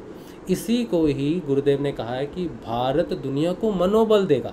आज जो दुनिया है नशों के कारण डिप्रेशन में है, आज जो सबसे बड़ा कारण है वो डिप्रेशन का है, यानी कि मन डूब गया है उनका। तो भारत क्या देगा? मनोबल देगा। तो मनोबल है क्या? मनोबल की डेफिनेशन क्या है? मन को सशक्त करना, मन को बाहरी पंच भौतिक इंद्रियाओं से, सृष्टि से, इल्यूजन से निकाल कर उसको आत्म की तरफ लेके रियलिटी की तरफ जाना। मनोबल क्या है? जानकारी है। मनोबल क्या है? ज्ञान है। किसका? आत्मा का ज्ञान है, स्वयं का ज्ञान है। जिसको स्वयं का ज्ञान होने लग जाए, जो आत्मा का ज्ञान करने लग जाए, जो आत्मा तत्व को समझने लग जाए, उसी व्यक्ति का ही आत्मबल बढ़ता है। जिस व्यक्ति को आत्म उत्थान का नहीं पता, जिसको अपने शरीर का ज्ञान नहीं पता, वो बाहरी चीज़ों से प्रभावित होता है। बाहर के लोग उसे मोटिवेशन देते हैं, ठीक है, मोटिवेशन देते हैं कि आप अच्छे हो, आप ठीक हो, उसको पंप देते हैं कि आप ठीक हो, ये है, उसमें बहुत सारी चीज़ें इंक्लूडेड हो जाती हैं। तो वो थोड़े समय के लिए फील करना शुरू हो जाता है, लेकिन ये मनोबल नहीं है, ये समय भर के लिए। प्रकृति लाइट नहीं है तो एक आपने आर्टिफिशियल बल्ब लगा दिया जिससे उसको रोशनी मिलती है और वो सोचने लगता है, लेकिन वो आर्टिफिशियल बल्ब भी उसका नहीं होता, वो किसी दूसरे का होता है, तो वो वापस उस अंधकार में चला जाता है। इसीलिए आपको अगर कुछ चाहिए तो आपको मनोबल चाहिए।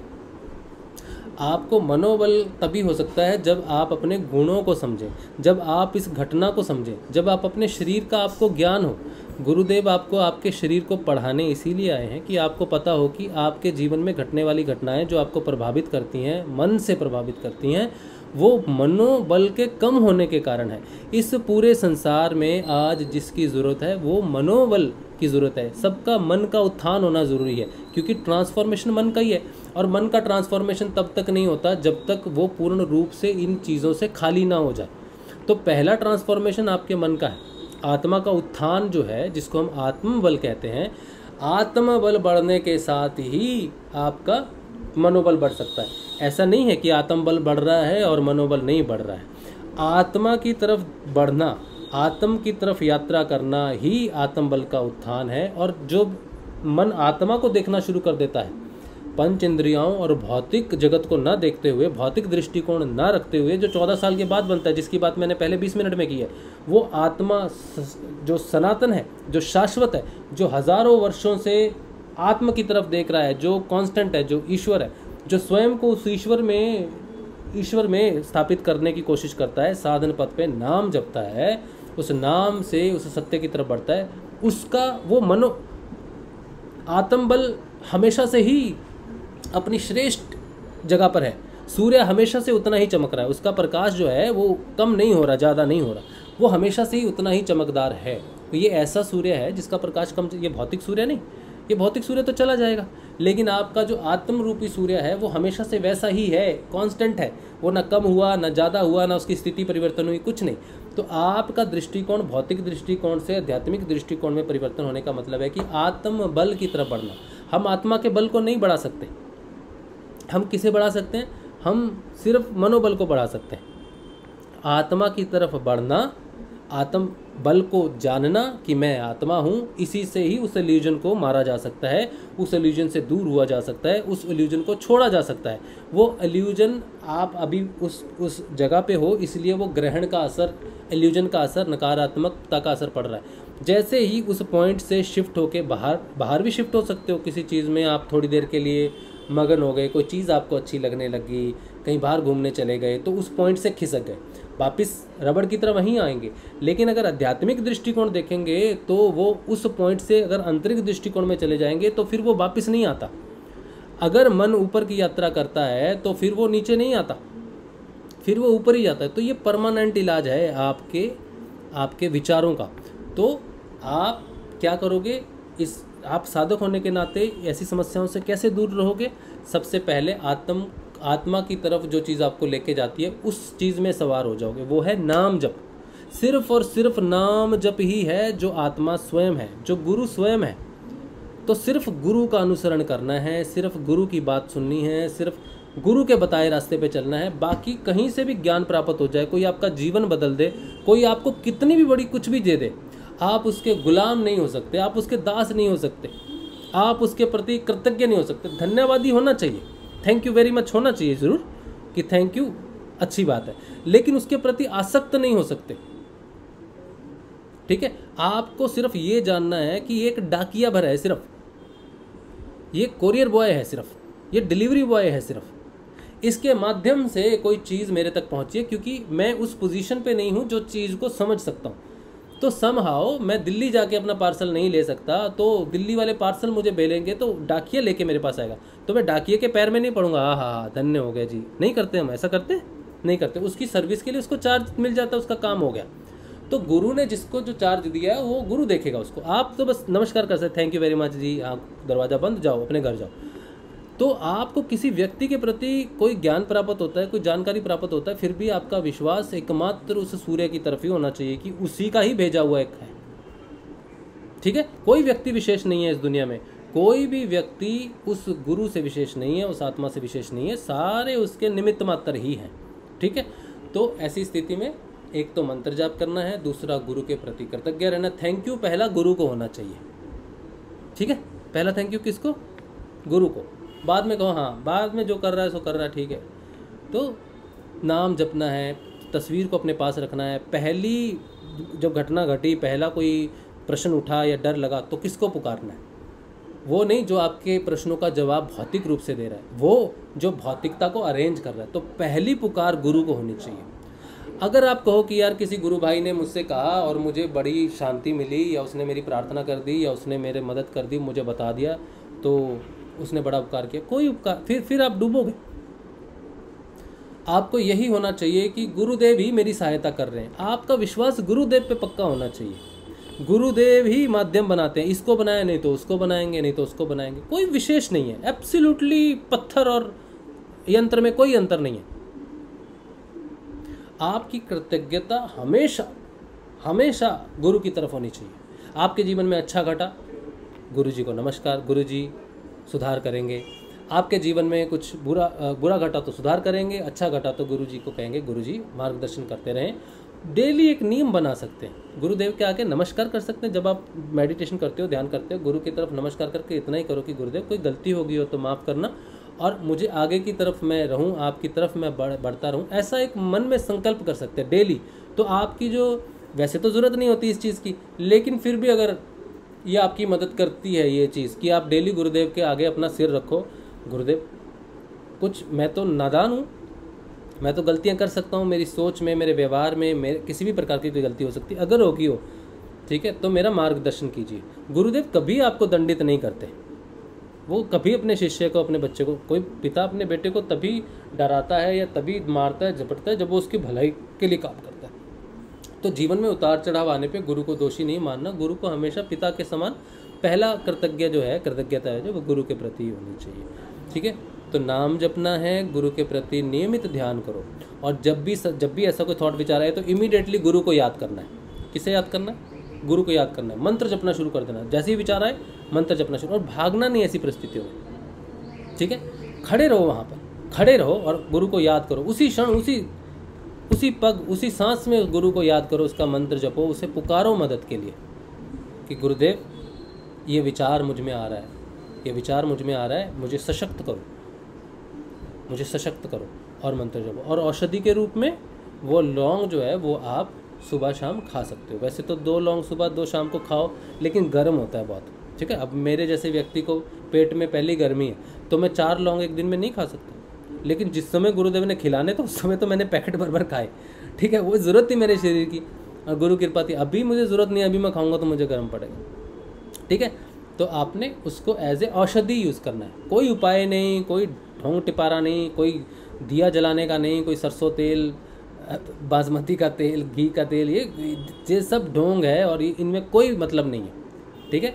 और आपने चरणामृत बनाना है, वो सब, ये मैं इनको सिरे से खारिज करता हूँ, क्योंकि ये पूरा विज्ञान है, ठीक है। ये पूरा विज्ञान है और गुरुदेव जो हैं वो शरीर नहीं है।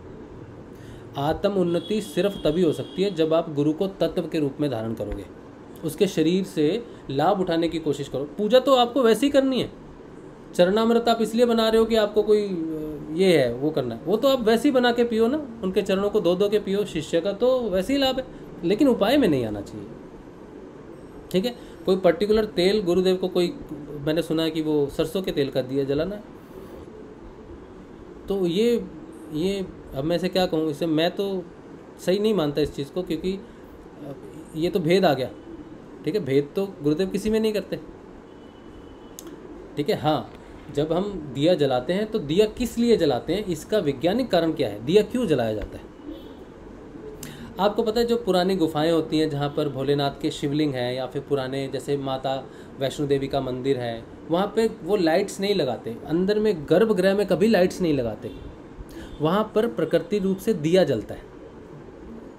दिए की रोशनी में ही भगवान के दर्शन किए जाते हैं। क्यों किए जाते हैं मालूम है आपको, क्यों दिया जलाया जाता है। और जो ये क्रिश्चियन है, ये मोम की बत्ती जलाते हैं। गुरुदेव कहते थे ना, ये दिया नहीं जलाते, ये मोम की बत्ती जलाते हैं। तो जो क्रिश्चियन है, जो अमेरिका में बैठा है, उसको दिए का कोई महत्व पता नहीं है। तो गुरुदेव, आप बाहर गए, गुरुदेव की तस्वीर गई और उनको वो तो गुरुदेव को मालूम है ये कि ये तो मोम की बत्ती दिखाते हैं, इनकी श्रद्धा ऐसे प्रकट होती है ना। तो दिए का तो, तेल का तो समस्या ही खत्म कर दी गुरुदेव ने, जब ये बात अपने मुंह से कह दी कि वो मोम की बत्ती जलाते हैं। ऐसा गुरुदेव ने बोला है, अपने जुबान से बोला है, ठीक है। तो ये दिए वाला हिसाब तो ख़त्म है। लेकिन दिया जलाते क्यों? मोम की बत्ती में भी एक प्रकाश होता है, और जो भी घी का दिया जलाओ या तेल का दिया जलाओ या किसी भी तरह से आप जो दिया जलाते हो, आपको मैं अपने जीवन की घटना बताता हूँ, सच्ची घटना, ठीक है। ये कोई बनावटी घटना नहीं, कोई सुनी सुनाई नहीं, कहीं से मैंने पढ़ी नहीं, मेरे जीवन के आत्म साक्षात्कार की घटना है।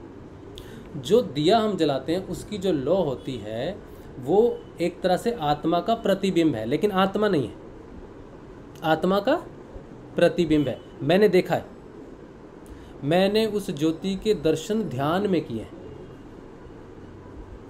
और जिस दिन मैंने उस आत्म ज्योति के दर्शन, इसे आत्म ज्योति कहते हैं, जब कोई व्यक्ति मर जाता है, ठीक है, तो हम लोग क्या करते हैं, उसके सामने दिया जलाते हैं, जलाते हैं ना, मरे हुए व्यक्ति की फोटो रख दी, उसके सामने दिया जला दिया। क्यों जलाते हैं पता है? क्योंकि वो उसके आत्मा को रिप्रेजेंट करता है।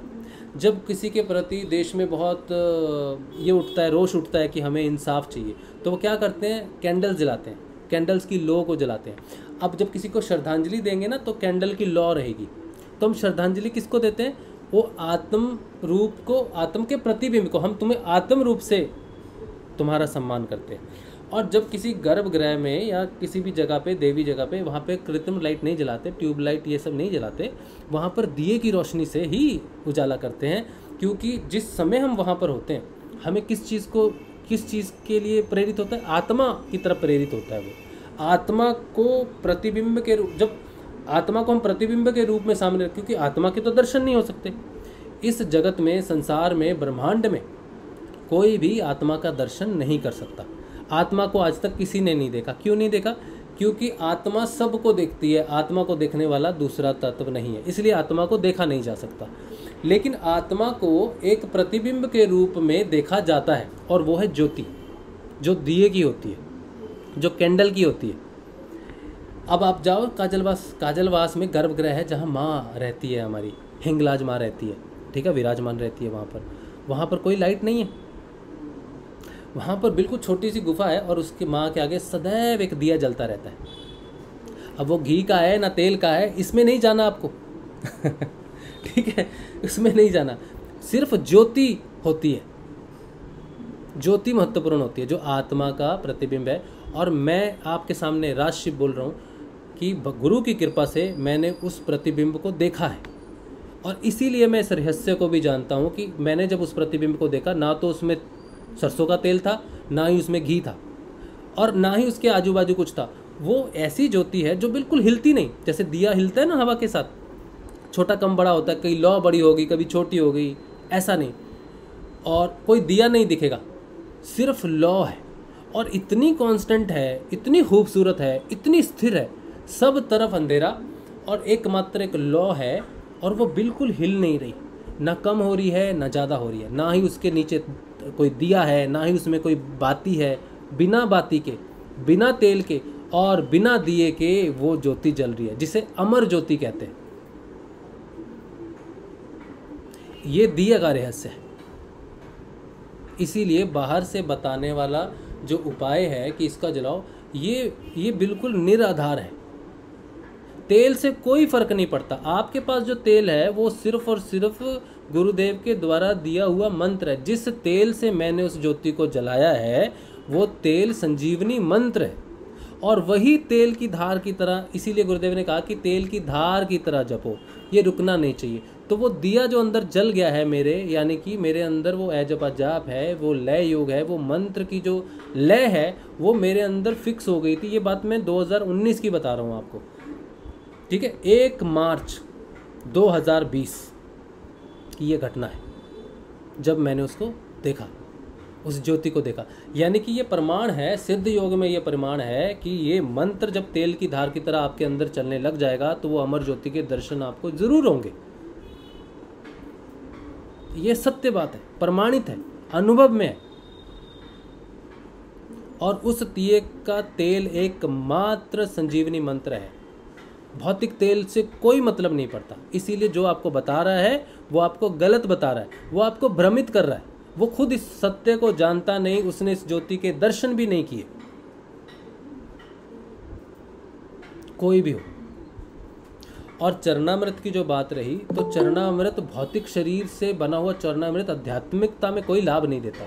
वो आपको आशीर्वाद कर सकता है, सशक्त कर सकता है कि जाओ बेटा कुछ काम करो, लेकिन आध्यात्मिक उन्नति के लिए गुरुदेव के जो पूरे स्वरूप का जो वर्णन है, जो दिव्य स्वरूप का जो वर्णन है, वो एक तत्व है, वो रोशनी है जो अंदर जल रही है, वो वही लाइट है, वही ग्लो है, कोई भौतिक शरीर नहीं है अंदर, ठीक है। ये एक आपका जो भौतिक दुनिया है, इसके बाद की एक दिव्य दुनिया है। मतलब अध्यात्म में जब हम ऊपर बढ़ते हैं तो भौतिक के बाद सूक्ष्म भौतिक आता है। सूक्ष्म भौतिक में गुरुदेव की काया बिल्कुल वैसी ही है जैसी आपने भौतिक जीवन में देखा है। तो उनकी तरफ बढ़ने के लिए पहला स्टेप, अध्यात्म में बढ़ने के लिए, इस जगत से आध्यात्मिक जगत में पहला प्रवेश है सूक्ष्म भौतिक में। उस जगत में गुरुदेव जब खींचते हैं तो ध्यान आज्ञा चक्र पर करवाते हैं उनकी तस्वीर का, क्योंकि पहला स्टेप आप उनके उस चित्र से ले सकते हैं, उस फेस से ले सकते हैं जो आपको सामने दिखता है। जो कंट्रोवर्सी है कि ये गुरुदेव जी की बनाई हुई पिक्चर है या फिर ये पेंटेड है, ये निराधार है, एब्सोल्युटली पॉइंटलेस है। क्योंकि आप जो गुरुदेव जी की तस्वीर देख रहे हो, जिस पे आप ध्यान कर रहे हो, आप गुरुदेव के प्रति अगर समर्पित हो, अगर आप गुरुदेव से प्रेम करते हो, तो मैं आपको गारंटी देता हूँ इस बात की कि कोई फ़र्क नहीं पड़ता कि गुरुदेव जी का नाम भी अगर आप लिख लो सामने और नमस्कार करके बैठ जाओ, कुछ भी तस्वीर नहीं है, तब भी आपका ध्यान लग जाएगा। इस बात की गारंटी मैं आपको दे सकता हूँ। मैं इस बात की गारंटी क्यों दे रहा हूँ? इसलिए नहीं कि मैं इसको अहंकार में दे रहा हूँ, इसलिए दे रहा हूँ कि एक छोटी बच्ची है 6 महीने की, 6 महीने की बच्ची पप्पा पप्पा मम्मा मम्मा बस यही कर सकती है और घुटनों के बल कान्हा की तरह चल सकती है। उसको ना आपका ज्ञान है, ना मेरा ज्ञान है, ना शब्द का ज्ञान है, ना गुरु का ज्ञान है, ना गुरु की तस्वीर का ज्ञान है, उसको किसी चीज़ का ज्ञान नहीं है। लेकिन जब उसके सामने ये तस्वीर आई है, जो कल्कि की ये तस्वीर जो है ना, ये तस्वीर गुरुदेव की आध्यात्मिक क्षेत्र में कार्य करने की आध्यात्मिक तस्वीर है, ऐसा मैंने डॉक्यूमेंट्री में बोला था। ठीक है, तो गुरुदेव की आध्यात्मिक तस्वीर है ये, नॉर्मल तस्वीर मैंने नहीं बोला इसको, मैंने कहा गुरुदेव की आध्यात्मिक तस्वीर है, एक संकेतिक तस्वीर है, एक ऐसी तस्वीर है जो उनके कार्य को बताती है, उनके कल्कि अवतार होने को विवरण देती है। ये एक एक्सप्लेनेटरी फोटो है, ये उस तस्वीर से कंपेयर करना ही मूर्खता है। तो ये क्या करती है, ये पूरे अध्यात्म क्षेत्र को, जब आप भौतिक से सूक्ष्म भौतिक में जाओगे और जब आप सहस्रार तक की यात्रा करोगे, तो ये तस्वीर पूरी एक किताब है। ये सिर्फ तस्वीर नहीं है, इसको सिर्फ तस्वीर नहीं मानना, ये पूरी किताब है जिसको एक तस्वीर, जैसे गुरुदेव ने किताब लिखी बाइबल की भविष्यवाणियाँ, ठीक है, तो ये क्या है, ये एक पुस्तक है, शब्दों में, शब्द ब्रह्म में लिखी हुई है। ठीक है, जैसे हम गणना करते हैं किसी चीज़ की, सोचो मेरी कंपनी को आज 10 लाख का प्रॉफिट हुआ, फिर 9 लाख का लॉस हो गया, फिर 15 लाख का लाभ हो गया, तो मैं उसको क्या करूँगा, ग्राफिकल रिप्रेजेंटेशन दे दूंगा, बार ग्राफ जिसे बोलते हैं हम, या फिर पाई ग्राफ जिसे बोलते हैं, वो बनाता हूँ। तो आदमी को पूरा पढ़ने की ज़रूरत नहीं पड़ती, वो सिर्फ बार ग्राफ पे डलता है, या 2009 में ऊपर जा रहा है, 2009 में नीचे जा रहा है, तो सिर्फ ग्राफ से उसको पता चल जा रहा है कि वो उसकी शीट में क्या है। इसी तरह से ये जो तस्वीर है, समझ लो एक तरह से कल्कि अवतार की, जो जीसस ने जो पूरी बाइबल लिखी है, ऋषि अरविंदो ने जो ट्रांसफॉर्मेशन लिखी है, जो किताबें लिखी हैं, उन किताबों को ग्राफ के रूप में मैंने रिप्रेजेंट किया है। इसमें गुरुदेव का चेहरा इसलिए है क्योंकि ये मेरे परम पिता हैं, मेरे लिए कल्कि यही चेहरा है, इसीलिए मैंने इस चेहरे में इसे दिया है। वरना इस तस्वीर को रिप्रेजेंट करने के लिए आप चेहरे को मत देखो, वो तो मेरे गुरुजी हैं बोल के मेरे लिए वही परब्रह्म, वही कल्कि है और वही काम किया। असल में इस तस्वीर का जो एक्सप्लेनेशन है, ये कार्यकारिणी तस्वीर है, आध्यात्मिक क्षेत्र में परिवर्तन की तस्वीर है। ये लॉजिक अलग है, इसमें मेरा भाव नहीं है, ये मैंने भाव तस्वीर नहीं है। ये जैसे राजा रवि वर्मा ने एक भाव तस्वीर बनाई, माँ लक्ष्मी की बनाई, गणेश की बनाई, जिसकी भी बनाई, ठीक है, तो वो भाव तस्वीर नहीं है। ये गुरुदेव की, जीसस की लिखी हुई विवरण की तस्वीर है। इसमें मेरा कुछ लेना देना नहीं है, मेरा कोई क्रेडिट नहीं है इसमें। ये क्रेडिट जाता है ऋषि अरविंदो को और जीसस को। I don't have anything to be taken any credit. एक क्रेडिट मुझे जा सकता है, मैंने एक दर्शन जो किए, जैसे आत्म ज्योति के मैंने दर्शन किए, उसकी मैं एक भाव तस्वीर बना सकता हूँ। मैंने अपने माइंड को मैंने देखा है, जैसे जो माइंड के जो न्यूरॉन्स होते हैं, जो सर्किट होता है, वो मैंने देखा है, तो उसकी भाव तस्वीर मैं बना सकता हूँ। मैंने भगवान श्री गणेश के साक्षात दर्शन किए हैं ध्यान में, ठीक है, और मैं उस दर्शन को नहीं भूला, तो मैं उस तस्वीर को बना सकता हूँ। वो मेरी भाव तस्वीर हो सकती है क्योंकि मैंने दर्शन किए। लेकिन ये जो तस्वीर है, ये मेरी भाव तस्वीर नहीं है, या मैंने तस्वीर को बिगाड़ा नहीं। ये गुरुदेव जी की आध्यात्मिक क्षेत्र की तस्वीर है। आपको आज नहीं समझ में आता, कोई दिक्कत नहीं, आप ध्यान, जिससे मैं तो इसी तस्वीर से ध्यान करता हूँ, कल्कि स्वरूप के इसी तस्वीर से ध्यान करता हूँ। मेरा बहुत गहरा ध्यान लगता है। एक छोटी 6 महीने की बच्ची जिससे कुछ नहीं आता, वो इस तस्वीर से चिपक जाती है, इस तस्वीर से प्रेम कर रही है, और वो वीडियो है मेरे पास, लेकिन मैं शेयर नहीं कर सकता। ठीक है, अगर आपको मेरी बात पर यकीन है तो आपको यकीन है तो ठीक है, अगर नहीं है तो मैं वीडियो आपके साथ शेयर नहीं कर सकता क्योंकि छोटी बच्ची है, मैं नहीं शेयर कर सकता, मेरे पास परमिशन नहीं है उस चीज़ की। लेकिन मैं बता सकता हूँ आपको कि वो बच्ची इस तस्वीर से चिपक जाती है। सो के उठती है तो तस्वीर की तरफ जाती है, जागती है तो तस्वीर की तरफ जाती है। उसके पिताजी का यही कहना है कि मैंने इतनी गुरुदेव जी को साथ देखा, सब कुछ किया, लेकिन मैं ऐसा प्रेम नहीं गुरुदेव जी के प्रति फील कर पाया जो मेरी बच्ची 6-8 महीने की बच्ची जो फील कर रही है। और ये तस्वीर मैंने उसे कहा कि आप ये तस्वीर उसके कमरे में एक बार लगाओ, तब ये घटना उन्होंने देखी और मुझे वीडियो भेजे। ठीक है, तो ये तस्वीर गुरुदेव की ही तस्वीर है, लेकिन अब ध्यान किसी भी तस्वीर से करो, कोई दिक्कत नहीं है, कोई दिक्कत नहीं। मैं नहीं कहता कि इस तस्वीर से ध्यान करो, ठीक है।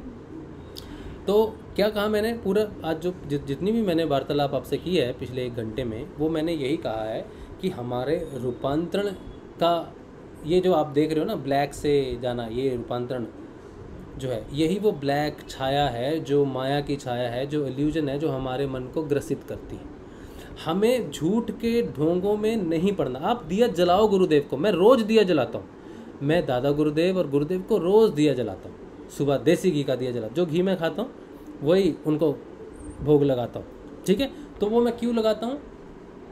वो इसलिए नहीं कि ये कोई उपाय है, दिया जलाना कोई उपाय नहीं है। दिया जलाना सिर्फ आत्मा को रिप्रेजेंट करता है, आत्म का प्रतिबिंब है बस। और वो भोग लगता है क्योंकि उससे बस एक रोशनी है, एक वार्मनेस है, उस दिए की रोशनी से एक वार्मनेस है, नेचुरल लाइट है जिसे कहते हैं, ठीक है, नेचुरल लाइट है। तो वो नेचर को रिप्रेजेंट करती है, प्रकृति को नेचर करती है। और एक चीज़ दिए का एक और महत्व बताता हूँ आपको। जब आप दिया जलाते हो किसी भगवान के सामने या किसी के सामने, और फिर आप जब प्रार्थना करते हो, तो वो प्रार्थना अग्नि साक्षी होती है,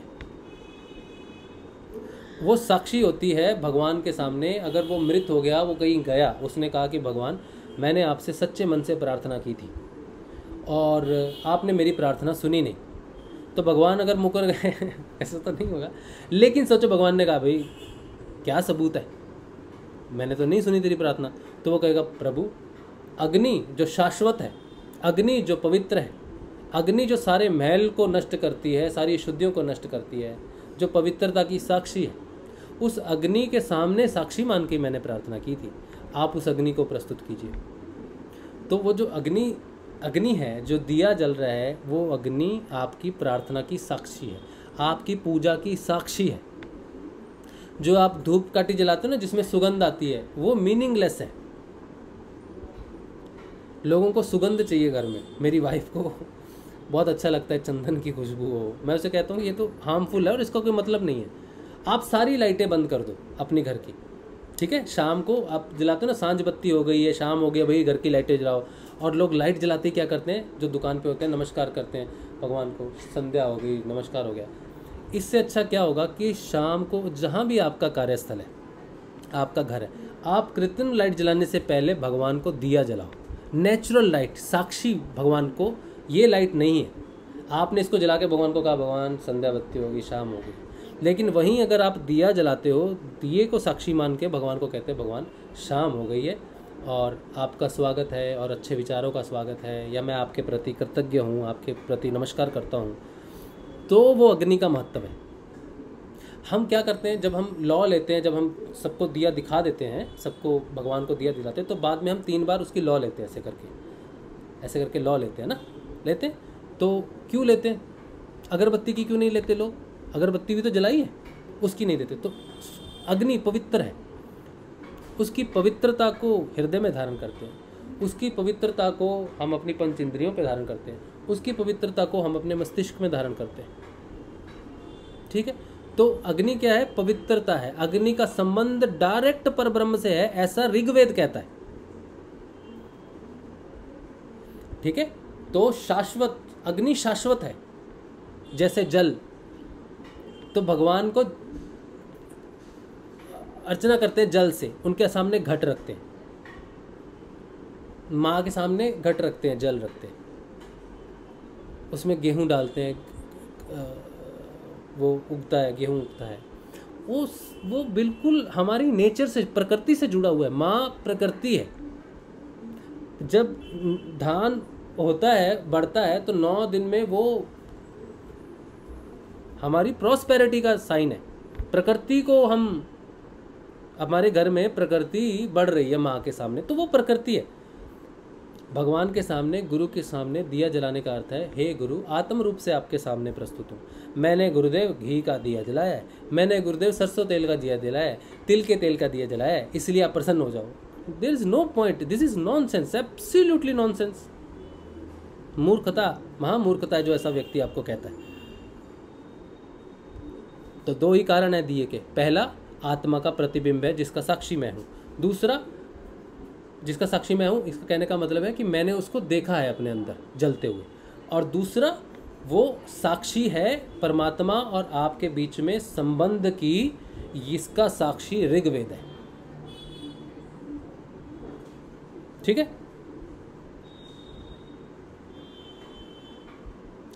और गुरुदेव आपके अंदर है, बाहर से उनके चरणों को धो के आप कोई उपाय में नहीं पड़ना। मेरी हाथ जोड़ के विनती है, जो लोग कर रहे हैं वो अज्ञानतावश कर रहे हैं, उनका विरोध भी मैं नहीं कर सकता, क्योंकि विरोधाभास भी एक तरह का तमोगुण ही है। किसी का विरोध करना, किसी को कुछ कहना भी एक तरह से गलत है। लेकिन ज्ञान तो मैं आपको दे सकता हूँ, जिस ज्ञान का मैंने साक्षात्कार किया है वो तो मैं आपको दे सकता हूँ। ये कोई किसी तरह का कोई बनावटी नहीं है कि मुझे गुरुदेव ने कुछ बोला, नहीं, मुझे तो ये साक्षात्कार हुआ है। तो ये ज्ञान है, इसको धारण करने के लिए आपके अंदर धारणा होनी चाहिए, और वो गुरु के प्रति होगी तभी आप ज्ञान को धारण कर पाओगे। आत्मा के प्रति होगी तभी धारण कर पाओगे। अगर किसी व्यक्ति के प्रति, अगर मेरे प्रति आपकी धारणा है, हाँ बड़ी अच्छी बात बोल दी, या हमको आपका सत्संग अच्छा लगता है, आपका ज्ञान अच्छा लगता है, तो मेरे प्रति धारणा रख के नहीं, मैं स्वयं आपको बता रहा हूँ कि वो एक धारा बहती है जो उतरती है तो मैं बात कर पाता हूँ, वरना मैं बिल्कुल जीरो फील करता हूँ अपने आप को। ऐसा लगता है कि ये एक ऐसा आईना है जिस पे सूर्य का रोशनी पड़ी तो वो रोशनी दिखा रहा है आपको, और सूर्य नहीं तो वो कांच का कोई मतलब नहीं है, वो आईने का कोई मतलब नहीं है। तो मैं वो आईना हूँ बस, इसीलिए आईने के प्रति समर्पित नहीं हो सकते, या आईने को मान सम्मान ये है कि बस आपका सत्संग चलना चाहिए। उसके लिए ही मैं आपको बोलता हूँ कि सत्संग आपका चलना चाहिए, क्योंकि ये आपके जीवन में बहुत भारी रूप से परिवर्तन कर सकता है। ये ज्ञान है, इस ज्ञान को बंद नहीं होना। ठीक है, तो इस ज्ञान को सपोर्ट करने की मैं बात करता हूँ। मेरे प्रति आश्रित नहीं होना, या मुझसे किसी प्रकार का अलग रिलेशनशिप नहीं करना। और मैं ये इसलिए खास जोर कर दे रहा हूँ कि कोई व्यक्ति है जो मेरे प्रति आश्रित हो गया है, ठीक है, मेरे प्रति उसका झुकाव हो गया है, और जो उसके सर्वनाश का कारण ही है। और ये मैं बहुत बार बता चुका हूँ कि मेरे प्रति मुझे खुश नहीं करना, मैं आपको कभी खुश नहीं करता, मैं तो उल्टा आपको डांटता हूँ। मैं तो उल्टा, वो निमेश आया था तस्वीर को लेके, चाहता तो उसे बड़े प्यार से समझा सकता था, ठीक है, अगर समझने की उसमें है तो समझा भी सकता था, लेकिन मैं गुस्सा होता हूँ, मैं कटु शब्द बोलता हूँ, सिर्फ इसीलिए बोलता हूँ कि मेरा अपमान बहुत अच्छी बात है। मेरे से आप मेरे को गालियाँ दे के भी दूर चले जाओ, मेरे को कुछ भी करके चले जाओ, बहुत अच्छी बात होगी। आश्रित नहीं होना। मुझे खुश करने के लिए लोग वही करते हैं जो मैं करता हूँ। लोग नहीं, एक ही व्यक्ति है, एक फीमेल है, ये भी मैं आज बता दे रहा हूँ। और मैं इतना सब इसलिए बोल रहा हूँ कि कम से कम उनके कान खुले, उनको सद्बुद्धि आए कि मैं जैसा करता हूँ वैसा नहीं करना है, मुझे नहीं दिखाना है। मुझे आपकी कोई इन्फॉर्मेशन नहीं चाहिए कि आपका जीवन कैसा चल रहा है, आपने क्या खाया, आपने क्या किया, आप कहाँ हो, आप कहाँ नहीं हो। मुझे कुछ नहीं जानना आपके जीवन के बारे में। I do not care about it. मैं बिल्कुल परवाह नहीं करता। आपका अपना परिवार है, अपनी फैमिली है, सब कुछ है, आप उसमें व्यस्त रहो, आप गुरुदेव के प्रति व्यस्त रहो। मुझे प्रसन्न करने के लिए आपको कुछ भी नहीं करना है, कुछ भी नहीं करना है। आपको सिर्फ सत्संग को सपोर्ट करना है, जो बहुत सारे साधक करते हैं। बस वो सत्संग को सपोर्ट करते हैं, वो बहुत अच्छी बात है, वो ठीक है, ठीक है, सत्संग चलेगा। और कुछ दिन में तो मैं कोशिश कर रहा हूँ कि मैं भी सत्संग को सपोर्ट करूँ, ठीक है, लेकिन उसके लिए मुझे थोड़ा समय लगेगा, ठीक है।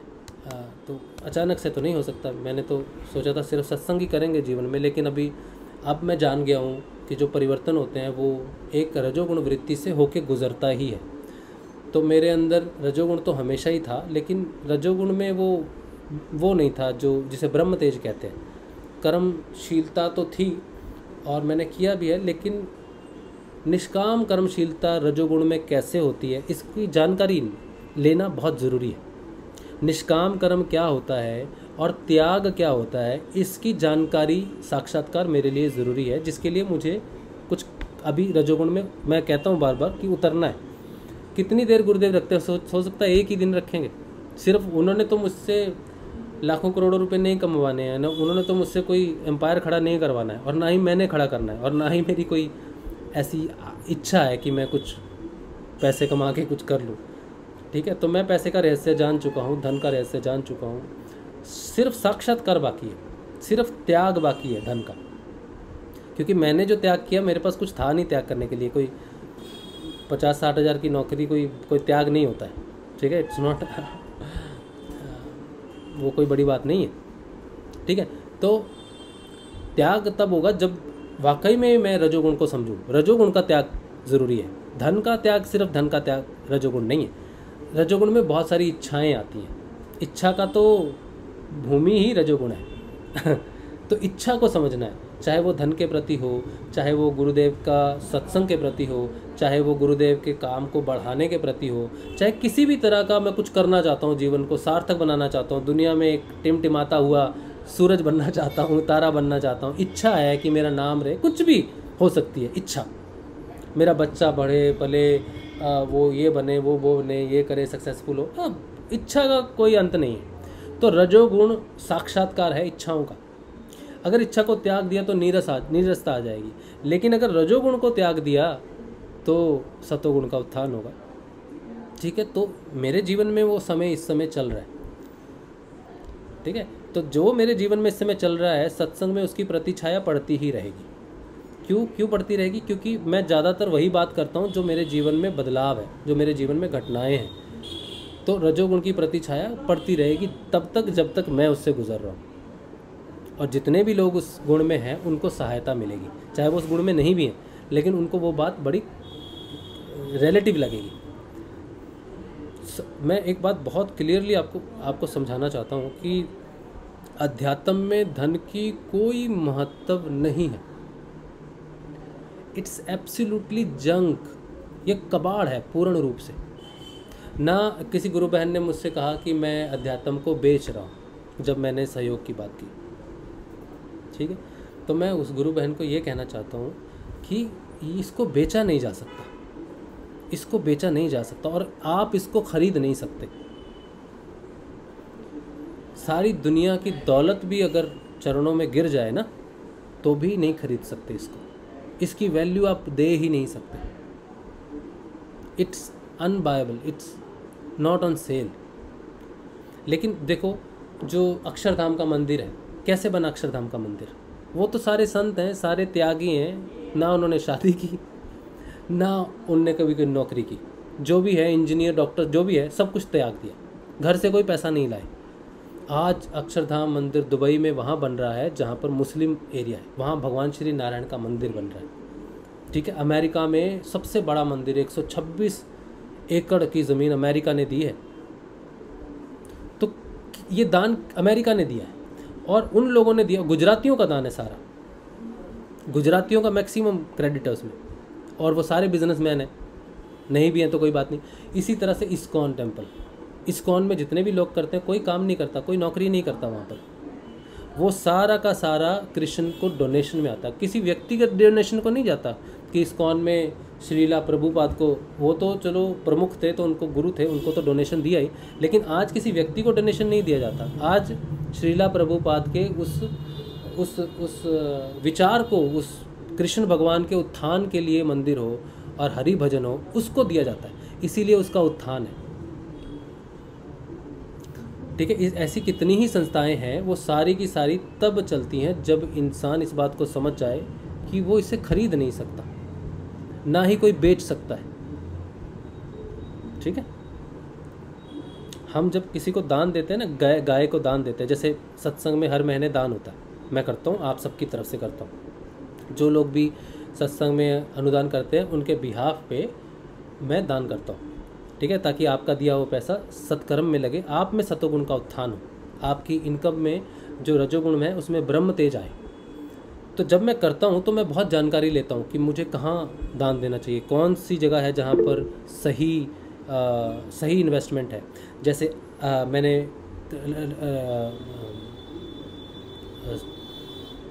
स्वामी नारायण मंदिर में गौशाला है, तो वहाँ पर किया, क्योंकि मुझे पता है कि इनकी अर्थव्यवस्था बहुत अच्छी है, गाय के लिए जाएगा। फिर मैंने एक और संस्था पता कि वहाँ पर भी गाय के लिए काम होता है, वहाँ पर किया। फिर अभी लंपी डिसीज़ में जो गाय जो है उनकी दवाइयों के लिए किया, ठीक है। तो मैं जब कर रहा हूँ तो मैं जानकारी लेके कर रहा हूँ कि कहाँ लग रहा है, लेकिन हमारे मन में विचार क्या आता है, कहीं मैं जो दान दूंगा वो कोई लूट के तो नहीं ले जाएगा, कहीं गलत जगह किसी ने गलती से दिया हो, गाय के नाम पे कोई पैसा तो नहीं ले रहा। ये विचार मेरे हृदय में आता है। तो ये विचार क्यों आता है? ये धन के प्रति चाहे कहीं ना कहीं हो लोभ होता है, धन के प्रति लोभ होता है या कहीं ना कहीं उसकी इच्छा होती है, इसीलिए इतनी जानकारी होती है। और जानकारी लेना कोई बुरी बात नहीं है, लेकिन बहुत ज़्यादा जानकारी लेके या सोच के या इन विचारों में फंस के कि कोई लूट के ना ले जाए, कुछ ना ले जाए। मन में अगर सच्चा भाव हो कि गाय की मदद करनी है, तो ईश्वर स्वयं सच्चा मार्ग आपके सामने प्रस्तुत कर देता है। फिर वो चाहे लूट के ही लेके जा रहा है क्यों नहीं, वो ईश्वर के प्रति हमने तो अपनी माँ गाय माता को दिया है। इस सत्संग में जो जयकारे लगते हैं वो सिर्फ साक्षात्कार के अनुसार ही लगते हैं। गाय माता की भी जय होती है सत्संग में।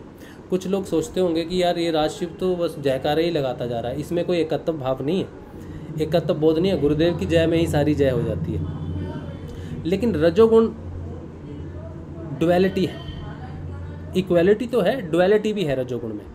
संसार में कोई भी कार्य करने के लिए आप पापा को पापा बोलते हैं, मम्मी को मम्मी बोलते हो, बात तो एक ही है ना दोनों में। तो मम्मी को पापा नहीं बोलते, पापा को मम्मी नहीं बोलते, भैया को बहन नहीं बोलते, बहन को भैया नहीं बोलते। इसी तरह से जब हम संसार में विचरण कर रहे हैं, रजोगुण से विचरण कर रहे हैं, तो एक आइडेंटिटी है, अलग आइडेंटिटी है, ठीक है। तो जिसकी हम जय कर रहे हैं उसके उत्थान की बात कर रहे हैं, ठीक है। तो जिसका आप उत्थान करोगे ना, उसको आपको सहयोग भी करना चाहिए। तो ये जो गुण है, ये जो रजोगुण है, ये जो धन के प्रति है, जब तक ये सीमित रहेगा ना सत्संग, ये कभी बड़ा नहीं बन पाएगा। ये आज मैं स्वामीनारायण टेम्पल की एग्जांपल दे रहा हूँ, अपने कृष्ण टेम्पल जो है इनका, इस्कॉन की एग्जांपल दे रहा हूँ। कभी आने वाले ज़माने में कोई सत्संग कभी कहे गुरुदेव रामलाल जी स्याग का सत्संग जो फलेगा फूलेगा, उसके लिए भी आज से आने वाले 50 वर्ष में कोई बात करे। लेकिन ये तब तक नहीं होगा जब तक हमारी मेंटालिटी जो है वो समझेगी नहीं इस बात को कि ये जो बातें, ये जो चर्चा चलती है किसी चीज़ को लेके, ठीक है, कि हाँ ये देना गलत है, ये देना सही है, ये जो सही गलत का चक्कर है ना, यही भौतिकवाद है। आपका विश्वास अटल होना चाहिए कि आप गुरु के चरणों में रख रहे हो, गुरु का कार्य होगा। और ये सत्संग इतना महत्वपूर्ण है, इतना महत्वपूर्ण है, जिसकी जानकारी हो सकता है आज सबको ना हो, लेकिन आने वाला भविष्य आप सबको देखेगा। मुझे नहीं देखेगा, मेरा दोष नहीं निकालेगा, उस पलड़े में मैं नहीं आता, क्योंकि मैं इस तरफ हूँ। भविष्य आपको देखेगा, और मुझे देखेगा ना, वो तो मुझे गालियाँ नहीं देगा। आप मुझे गालियाँ दोगे, लोग कहते हैं कि राशि पैसा मांग रहा है, लेकिन भविष्य मुझे ऐसा नहीं कहेगा, क्योंकि भविष्य के सामने मेरा पूरा जीवन पड़ा रहेगा उस समय। आपके सामने मेरा पूरा जीवन है नहीं, आपके सामने करंट है, आज है, जो भी है। तो भविष्य आपको देखेगा, ठीक है। और थोड़े दिन की बात है, और मुझे पता है मुझे क्या करना है, कैसे करना है। इसीलिए सत्संग बचना चाहिए, सत्संग होना चाहिए, चाहे मैं करूं, चाहे आप में से कोई भी करे, कोई भी करे। जिस दिन कोई दूसरा कर रहा है, जिस दिन ये ज्ञान की बात कहीं दूसरी जगह हो रही है, उस दिन हम सबका कर्तव्य है कि वो रुकना नहीं चाहिए। इस जगह पर आना और लोगों के सामने खड़े होके, ठीक है, किसी चीज़ के लिए अनुदान मांगना, ये कोई छोटी बात नहीं है। इसके लिए हृदय में बहुत हिम्मत चाहिए, बहुत हिम्मत चाहिए। स्वाभिमान की धज्जियाँ उड़ जाती हैं। आत्मबल जो है ना, वो लोग उसकी धज्जियाँ उड़ा देते हैं। लोगों की चुगलियाँ, पीठ पीछे की हुई बातें सारी पहुंच जाती हैं अपने आप। सबके चित्त का अध्ययन कर लेता हूँ मैं यहाँ पर बैठे हुए।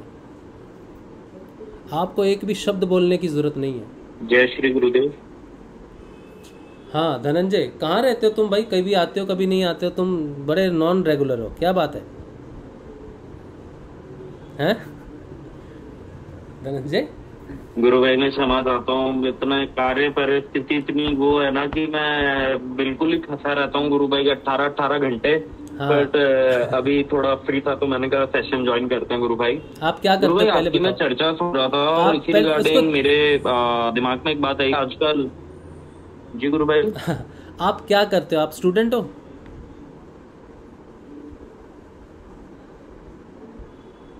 नहीं गुरु भाई, मैं स्टूडेंट नहीं हूँ। मैं अभी मेरा फैमिली बिजनेस हैंडल कर रहा हूँ गुरु भाई। अच्छा अच्छा अच्छा, ठीक है, ओके ओके। हाँ जी, क्या बोल रहे थे?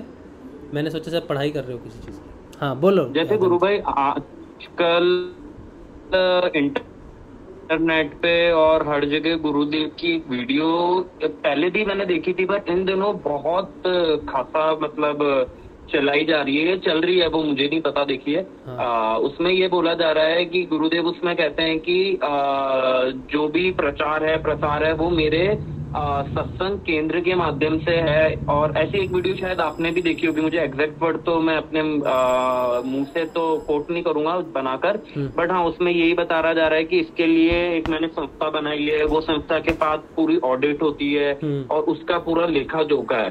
और बातें ये भी है कि वो सिर्फ संस्था को ही है। अब मैं ये जानना चाहता हूँ गुरु भाई, जैसे आध्यात्मिक विज्ञान सत्संग केंद्र जोधपुर भी है, तो वो भी मतलब प्रचार और प्रसार करता है।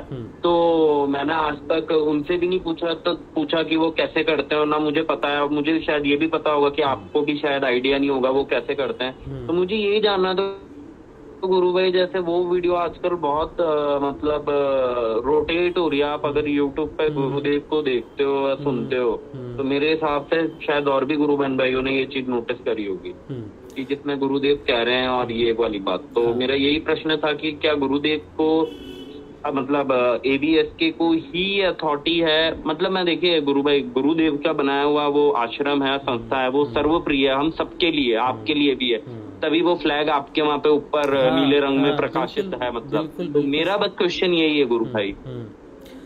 देखो धनंजय, जो गुरुदेव ने जब कहा ना कि मेरी एक संस्था है, ठीक है, और देव भूमि विभाग से रजिस्टर्ड है और मैं उसका जवाबदेह हूँ और उसका ऑडिट होता है, ठीक है। और गुरुदेव ने कहा कि मैं किसी से कोई पैसा नहीं लेता। हाँ, कोई प्रचार के लिए संस्था को कुछ देना चाहता है तो दे सकता है, ये बात है पूरी, ठीक है ना? ठीक है ना? हाँ, तो ये बिल्कुल सही बात है। ये बिल्कुल सही बात है कि संस्था प्रचार करती है। बहुत जगह उनके लीफलेट जाते हैं और फ्री में देते हैं, वो किसी से पैसा नहीं लेते, ठीक है। लोग आप मंगा लो उनसे 20,000 पैम्फलेट मंगा लो तो 20,000 भेज देंगे, झंडा मंगा लो तो झंडा भेज देंगे, सब कुछ मंगा लो। मैंने जब प्रचार शुरू किया था, मुझे याद है 2019 में मैंने उनसे मंगाया था ये सब। तो उन्होंने मुझसे एक प्रश्न किया, मैंने कहा आप जब भेजोगे ना तो आप उसमें वो जगह खाली छोड़ देना जहाँ मैं अपना फ़ोन नंबर दे सकूँ और मैं अपना देख सकूँ कोलकाता में, ताकि लोग मुझसे बात कर सकें। ये बात जैसे आप सोच रहे हो, मैंने भी वैसे ही सोची थी। तो उनका रिप्लाई आया कि हम आपको ये नहीं दे सकते। तो मैंने कहा जो कलकत्ता में जो लोग बात करेंगे मैं उन्हें समझा सकूंगा और वो मेरे कांटेक्ट में आएंगे। आप मेरी नीयत पे शक मत करो, आप कार्य देखो। तो उनको मेरी नीयत पे शक था उस समय, तो उन्होंने मेरा सहयोग नहीं किया। चाहे तो वो कोई मेल वगैरह भी होगी, मैं हवा नहीं बात कर रहा हूँ, मैं सही बात कर रहा हूँ। तो उन्होंने मेरा सहयोग प्रचार प्रसार में नहीं किया, ठीक है। अच्छा, अब आती है जो आप दान वगैरह करते हो, सत्संग में करते हो, ये जितना भी जो सत्संग जो चल रहा है, जहाँ भी चल रहा है, गुरुदेव ने कहा है कि गुरुदेव ने जरूर कहा है संस्था के बारे में। उसके बाद गुरुदेव ने एक और बार कहा, गुरुदेव ने कहा आप अपने अपने हिसाब से प्रचार करो, जितनी आपकी क्षमता है आप स्वयं करो। ये सिर्फ मेरा ठेका नहीं है, ये अब आप सबकी जिम्मेदारी हो। तो आप अपनी क्षमता के हिसाब से करो, स्वयं करो, ये भी गुरुदेव ने बात बोली है। लेकिन ये बात को वो प्रचारित नहीं करेंगे, ठीक है। क्यों नहीं करेंगे? क्योंकि संस्था की जिम्मेदारी है कि गुरुदेव के नाम से कोई व्यक्ति अपनी तिजोरी ना भरे, गुरुदेव के नाम पे कोई व्यक्ति स्वयं का पेट भरने के लिए इसको बिजनेस ना बना ले। तो संस्था की ये जिम्मेदारी बनती है कि वो इस वीडियो को चलाए, और इसमें उनका कोई दोष भी नहीं, कोई गलती भी नहीं। लेकिन ये एक पक्ष है सिर्फ, और वो उनका पक्ष सही है कि कोई बिजनेस ना चला ले। कुछ लोगों ने फ़ोटो को बेचना शुरू कर दिया, 20 रुपये की बता के 50 रुपये की बेचते थे, ये भी घटना हुई। तो गुरुदेव ने इस बारे में भी कहा था कि कोई अगर मेरी फ़ोटो बेचता भी है, 20 की 50 बेचता भी है, तो मेरी फ़ोटो का प्रचार हो रहा है और इससे किसी को समस्या नहीं होनी चाहिए, ठीक है। ये भी बात है। और मैं जो कर रहा हूँ, मैं जो भी कर रहा हूँ, अगर आप संस्था को दे दो और संस्था को कहो कि राजशिव जो है, जो कार्य चला रहा है गुरुदेव का, आप उसको संस्था के अंतर्गत लो और उसको महीने का इतना रोज़गार जो उसको चाहिए होगा आप करो, क्योंकि वो गुरु का काम करता है। मुझे कोई दिक्कत नहीं है आपसे, मैं तो गुरु का काम करना चाहता हूँ ना, तो मेरा परिवार चलना चाहिए या फिर ये चलना चाहिए या जितना भी हम सब करते हैं उसके लिए चाहिए। तो वो मुझे वहाँ पर गुरुदेव की संस्था में कोई काम देंगे तो वो मुझे एम्प्लॉय कर ले वहाँ पर। मेरे लिए इससे खुशी की बात क्या होगी कि मैं संस्था के अधीन होकर सारा कार्य करूँ, और मैं अभी भी उनकी ही वेबसाइट देता हूँ। लेकिन वो मुझे चाहते नहीं, उन्होंने मुझे सिर्फ ध्यान करने के लिए, गुरुदेव के आश्रम में जब मैंने ध्यान करने की कोशिश की तो उन्होंने मुझे बाहर निकाल दिया, सिर्फ इसलिए कि मैं वहाँ पर ध्यान करना चाहता था। वहाँ तो सभी ध्यान करते हैं, तो राजशिव को मना क्यों है? मैंने जो ध्यान किया वो ऑनलाइन ध्यान होता है, जैसे आप लोग बैठे होते हैं ना कहीं, तो मैंने अपना कंप्यूटर खोला, लैपटॉप खोला और मैंने ध्यान शुरू किया। तो उन्होंने मुझे बहुत अपमानित करके अपने आश्रम से बाहर निकाला कि तुम्हारी यहाँ जगह नहीं है, और एक लेटर भी लिखा। वो लेटर मुझे मिला नहीं, लेकिन वो लिखते हैं एक लेटर कि तुम्हें जीवन भर के लिए बहिष्कारित किया जाता है। बहिष्कार लिखते हैं, अपनी मर्जी से लिखते हैं कि मेरे को बहिष्कार किया उन्होंने। और मेरे साथ जो 30-40 और साधक थे उन सबको भी आश्रम से बाहर जाना पड़ा। सिर्फ इतना ही दोष था मेरा कि मैं वहाँ पर ध्यान करना चाहता था, ठीक है। और उन्होंने मेरे बारे में क्या सुना है? जिस ज्ञान की बात धनंजय मैं कर रहा हूँ, जिस ज्ञान से आपको लग रहा है कि गुरु भाई मेरी मदद हो रही है या मुझे चीज़ें समझ में आने लगी है, इस ज्ञान को वो गुरुदेव का ज्ञान नहीं मानते। मैं जो कर रहा हूँ वो उनको नहीं लगता कि ये गुरुदेव का काम कर रहा हूँ, उनको लगता है कि मैं गुरुदेव के इस पूरे सिस्टम को बिगाड़ रहा हूँ या लोगों को मिस इन्फॉर्मेशन दे रहा हूँ। मेरा काम उनके लिए एक तरह से गलत प्रचार है, इसीलिए वो मुझे पसंद नहीं करते, इसीलिए वो मुझे कभी भी सहयोग नहीं करेंगे मेरे गुरु कार्य के लिए। इसीलिए मुझे खुद खड़े होना है और मुझे खुद ही ये कार्य करना है, इसीलिए मैं डायरेक्ट कर रहा हूँ। और इसमें मैंने आपको पूरा खुल के बताया है, सारी चीज़ें खुल के हैं ये, ठीक है। इसीलिए मैं कहता हूँ कि अगर ये सत्संग चलेगा तो इसको चलाने वाला आश्रम नहीं है, ठीक है। इसको चलाने वाला, जैसे आश्रम चल रहा है वो आपकी वजह से ही चल रहा है, ठीक है। आप सब उनको देते हो, बोल के वो प्रचार कर रहे हैं, तो ये भी अगर चलेगा तो आपकी वजह से चलेगा। आप उनको भी दो, जो जिसको देना दो। जहाँ लगता है जो चीज़ चलनी चाहिए, जो गुरु के प्रचार के लिए सही है, जिसको सही लगता है उसी को करना चाहिए, जिसको गलत लगता है उसको नहीं करना चाहिए, और उसको संस्था में ही देना चाहिए अगर संस्था उनको सही लगती है और जो सही है, ठीक है। संस्था प्रचार करती है गुरुदेव का। कुछ व्यक्ति हैं उनका व्यवहार मेरे से नहीं मिलता, वो व्यक्तिगत प्रॉब्लम है, लेकिन एक संस्था के नाम पर वो जो कार्य कर रहे हैं वो प्रचार के लिए ठीक ही कर रहे हैं। बाकी बहुत सारे कार्य जो हमें नहीं पसंद उनके, वो व्यक्तिगत रूप से, एक व्यक्ति, एक ए है इधर बी है, तो ए बी की लड़ाई हो सकती है, लेकिन संस्था के साथ गुरु भाई नहीं। मैंने भी एक बात सुनी है। हाँ हेलो, हाँ बोलो धनंजय। हाँ गुरु भाई, एक और बात आई थी कि आज मतलब अमूमन मैं भी सेशंस में जुड़ता हूँ, काफी सेशंस में जुड़ता हूँ, तो वहाँ पे अमूमन ये बात आती है कि अगर गुरुदेव होते और उनके सामने ये सब वेबसाइट्स बनी होती तो गुरुदेव उनको डांट के वो वेबसाइट्स बंद करवा देते, ये चैनल बंद करवा देते। तो मेरे भी दिमाग में आया कि यार, और बात आती है कि उनका नहीं गुरु भाई, आश्रम तो ऐसा नहीं जीव का होता है। धनंजय, ऐसा नहीं होता। अगर गुरुदेव सशरीर इस समय होते तो कोई वेबसाइट नहीं बनती, और कोई चैनल अगर ऐसा बनता भी तो गुरु की इच्छा से बनता। गुरु के पास जाते और गुरुदेव कहते कि तुम ये कार्य करो, तभी होता। नहीं तो बिना गुरु के ये चैनल मैं तो कभी शुरू ही नहीं कर सकता। मैं तो गुरुदेव के पास पहले जाता कि गुरुदेव इस बात की मैं बात करना चाहता हूँ, ऐसा चलाना चाहता हूँ, आपकी आज्ञा है, तो गुरुदेव की आज्ञा होती। और दूसरी बात खास धनंजय, इस बात में मैं जोर दे के कहता हूँ कि गुरु अगर शरीर में नहीं है, इसका मतलब ये नहीं है कि जो वेबसाइट खुल रही है, जो चैनल चल रहा है, वो उनकी जानकारी में नहीं है। ये सत्संग, ये झंडा, ये जितना भी पीछे दिख रहा है, ये एकमात्र गुरु की चेतना से है, ठीक है। हाँ, लेकिन सशरीर में होते तो भी वही काम होता जो गुरुदेव ने करना था। जो जैसा हो रहा है वैसा ही होना, क्योंकि गुरुदेव का शरीर सदैव तो नहीं रहेगा, ठीक है। लेकिन उस समय, जिस समय गुरुदेव थे, उस समय ऐसा कुछ भी नहीं था, राइट। क्यों नहीं था? क्योंकि वो सब गुरुदेव के अधीन, गुरुदेव से जाके परमिशन ले रहे हैं, या फिर गुरुदेव स्वयं वहाँ पर हैं, भौतिक रूप में हैं, और वो अलग पूरा सिस्टम था। 2017 के बाद, गुरुदेव जी के जाने के बाद, मैं आज जो भी कर रहा हूँ, ठीक है, वो गुरुदेव जी की एक तरह से गुरुदेव की चेतना ही कर रही है मेरे माध्यम से। या जो भी व्यक्ति जहाँ भी कर रहा है वो गुरुदेव की बिना चेतना के एक पत्ता नहीं हिल सकता। सोचो, जैसे मैंने कहा कि कोई दिया बताने वाली मूर्खता कर रहा है या फिर उपाय कर रहा है 40 दिन के, ठीक है, ये मेरे दृष्टिकोण में मूर्खता है।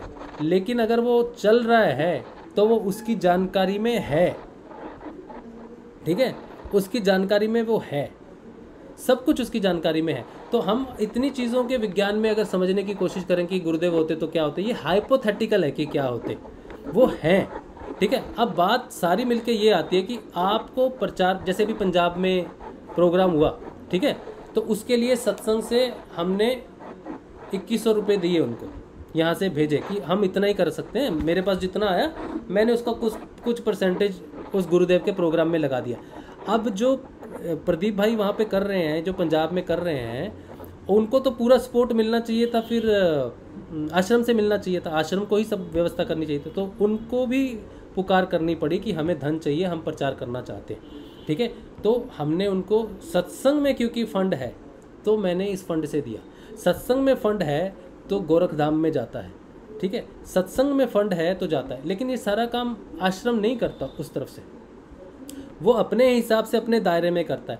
अब अमेरिका में जब ग्रुप ऑफ पीपल होंगे, वो जब प्रचार करेंगे तो वो आश्रम से नहीं लेंगे धन की, तो उनको भी ज़रूरत पड़ेगी। तो 5 लोग मिलके $100 इकट्ठा करके, $500 इकट्ठा करके वो गुरुदेव के प्रचार के लिए माइक लाएंगे, वो गुरुदेव के लिए और व्यवस्था करेंगे, टेंट की, रेंट की, सबकी व्यवस्था करेंगे। तो पैसा उनको कौन देगा? आश्रम नहीं देगा। जहाँ गुरुदेव का प्रचार हो रहा है वहीं आप सहयोग कर सकते हैं। बस बात इतनी है कि कोई व्यक्ति अपनी पूर्ति कर रहा है, अपना बिजनेस की पूर्ति कर रहा है, या वाकई में गुरुदेव का कार्य कर रहा है। बस इस बात पे आपको ध्यान देना है। जहाँ आपको लगता है कि गुरुदेव का कार्य हो सकता है और आप गुरुदेव को दे सकते हैं, सदुपयोग में लगेगा, वो चाहे फिर कोई भी व्यक्ति कर रहा है, संस्था कर रही है, या पंजाब में हो रहा है, या कलकत्ता में हो रहा है, विदेश में हो रहा है, कहीं भी हो रहा है, आपका काम है गुरुदेव के काम को आगे बढ़ाना। एक संस्था पूरे विश्व में प्रचार करने के लिए असमर्थ है, ऐसा मैं मानता हूँ। जैसा उनका दृष्टिकोण है, जैसा उनका अप्रोच है, और जैसे उनके वीडियोस के जितने कम व्यूज़ हैं अभी तक, वो साफ दर्शाते हैं कि वो मार्केटिंग में इनकेपेबल है, उनकी कैपेबिलिटी नहीं है, उनमें समझ नहीं है दुनिया तक कैसे पहुँचा जाए। तो इस दुनिया में कितने अलग अलग दृष्टिकोण के लोग हैं जो दुनिया तक पहुँच सकते हैं, अपने तरीक़ों से पहुँच सकते हैं। जितने वीडियो हो गुरुदेव के उतने कम है, सारे वीडियोस होने चाहिए, अनेक वीडियोस हों, गुरुदेव की फ़ोटो पहुंचनी चाहिए लोगों तक। हम सारे ही बुद्धि में कम है, चाहे वो आश्रम वाले हों, मैं हूँ, या कोई भी व्यक्ति हो, हम सबकी बुद्धि जो है हमेशा नीचे ही रहेगी। लेकिन हमारी बुद्धियों को प्रयोग करके लाने वाला, प्रचार करने वाला हमारा परमपिता गुरु है, और उसकी इच्छा के बिना कुछ नहीं होता, ये धारणा होनी ज़रूरी है। उसने जब बंद कराना है तो बहुत लोगों का बंद करवाया है। बहुत लोग हैं जो प्रचार करना चाहते हैं लेकिन नहीं कर पाते, तो वो किसी को चुनता है तो किसी कारण से ही चुनता है, इसलिए उसकी इच्छा ही सर्वोपरि है। वो शरीर में है या नहीं है ये बिल्कुल बेकार बात है। वो जितने शरीर में एक्टिव या हमारे लिए मददगार थे उससे कहीं ज़्यादा अब है। गुरुदेव ने स्वयं कहा कि बाबा गंगाईनाथ जितने प्रभावी मेरे लिए शरीर में थे उससे कहीं ज़्यादा प्रभावी वो अब है। तो गुरु तत्व जो होता है ना, वो उसको शरीर के रूप से करना सही नहीं है। पूजा मुच्चा कह रही हैं जय श्री गुरुदेव, जय श्री गुरुदेव जी जय। ये जो गुरुदेव की तस्वीर बनाई है जिसमें गुरुदेव जी के हाथ में त्रिशूल लिया है, यह आपने बनाई है क्या? मैं माध्यम बना हूँ पूजा बहन, लेकिन ये गुरुदेव जी की पुस्तक है, बाइबल की भविष्यवाणी है। इसमें जीसस ने बताया है कि जब कंफर्टर आएगा तो वो कैसा होगा, और ऋषि अरविंदो ने गुरुदेव जब कहा कि वो अधिमानसिक देव आएगा, वो कृष्ण का जो अवतरण होगा वो क्या काम करेगा, उसका कार्य कैसा होगा, तो उनकी जो किताबें हैं उनके आधार पर ये पूरी जो पिक्चर है वो मैंने बनवाई है। मैं पेंटर नहीं हूँ, पेंटर की मदद से मैंने बनाई है, ठीक है। अच्छा, ये हैं कवि विशु, CAVI, कवि है या फिर सभी है मुझे नहीं पता। Jay, how is it like to enter dhyan stage? Dhyan stage enter, अच्छा, I will answer this question tomorrow. Today it's very lengthy session already, so tomorrow you join at 7 and just remind me about these questions and I'll take this question in English. I'll take, if English is a convenient language for you, I'll take it in English. All right, so tomorrow I'll answer this question, okay? And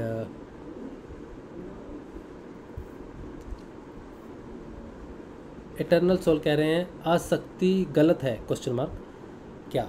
if yes तो परमात्मा के लिए आसक्ति होना सही है, क्योंकि कहते हैं go with the flow of energy, don't be sad, don't be happy.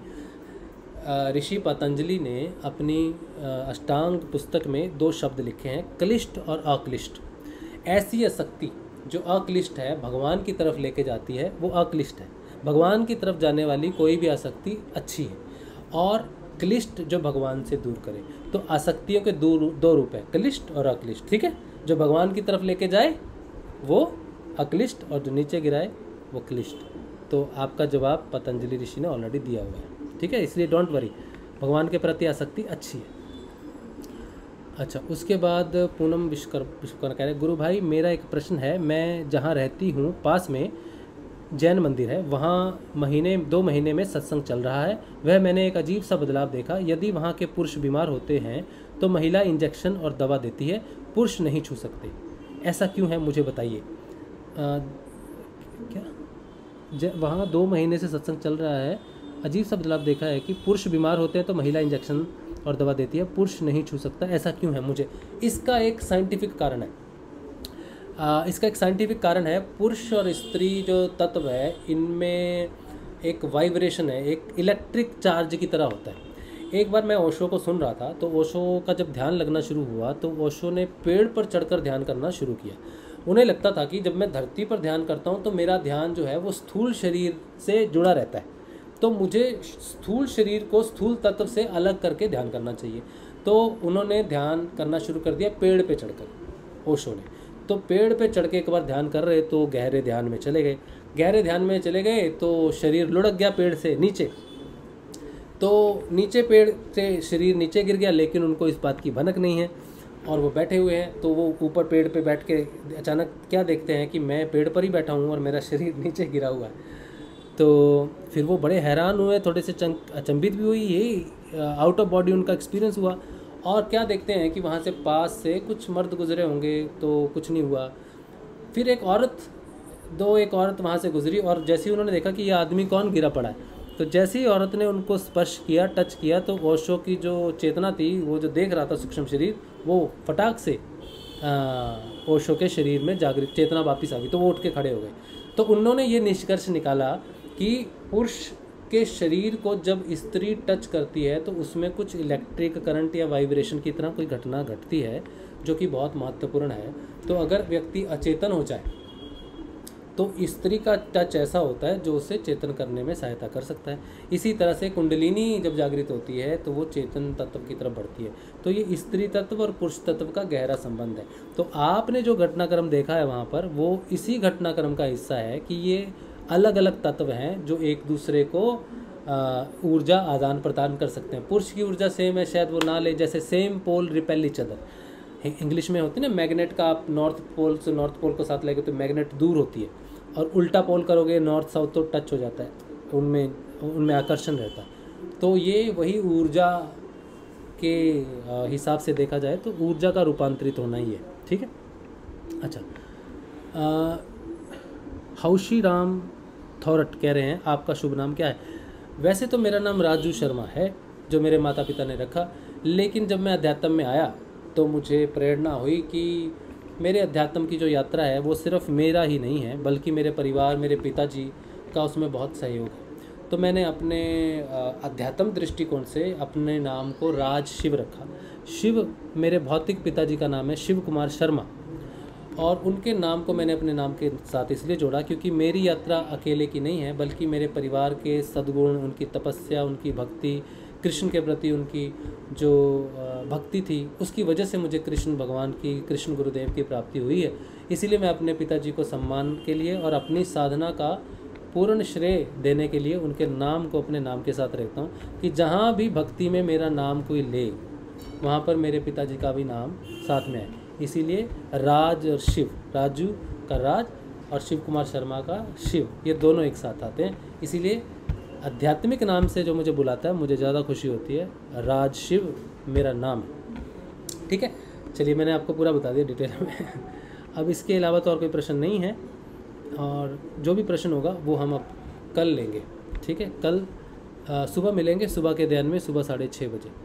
जय श्री गुरुदेव, जय श्री दादा, जय श्री गुरुदेव, जय श्री दादा गुरुदेव, जय श्री गुरुदेव, जय श्री गुरुदेव। जय श्री गुरुदेव।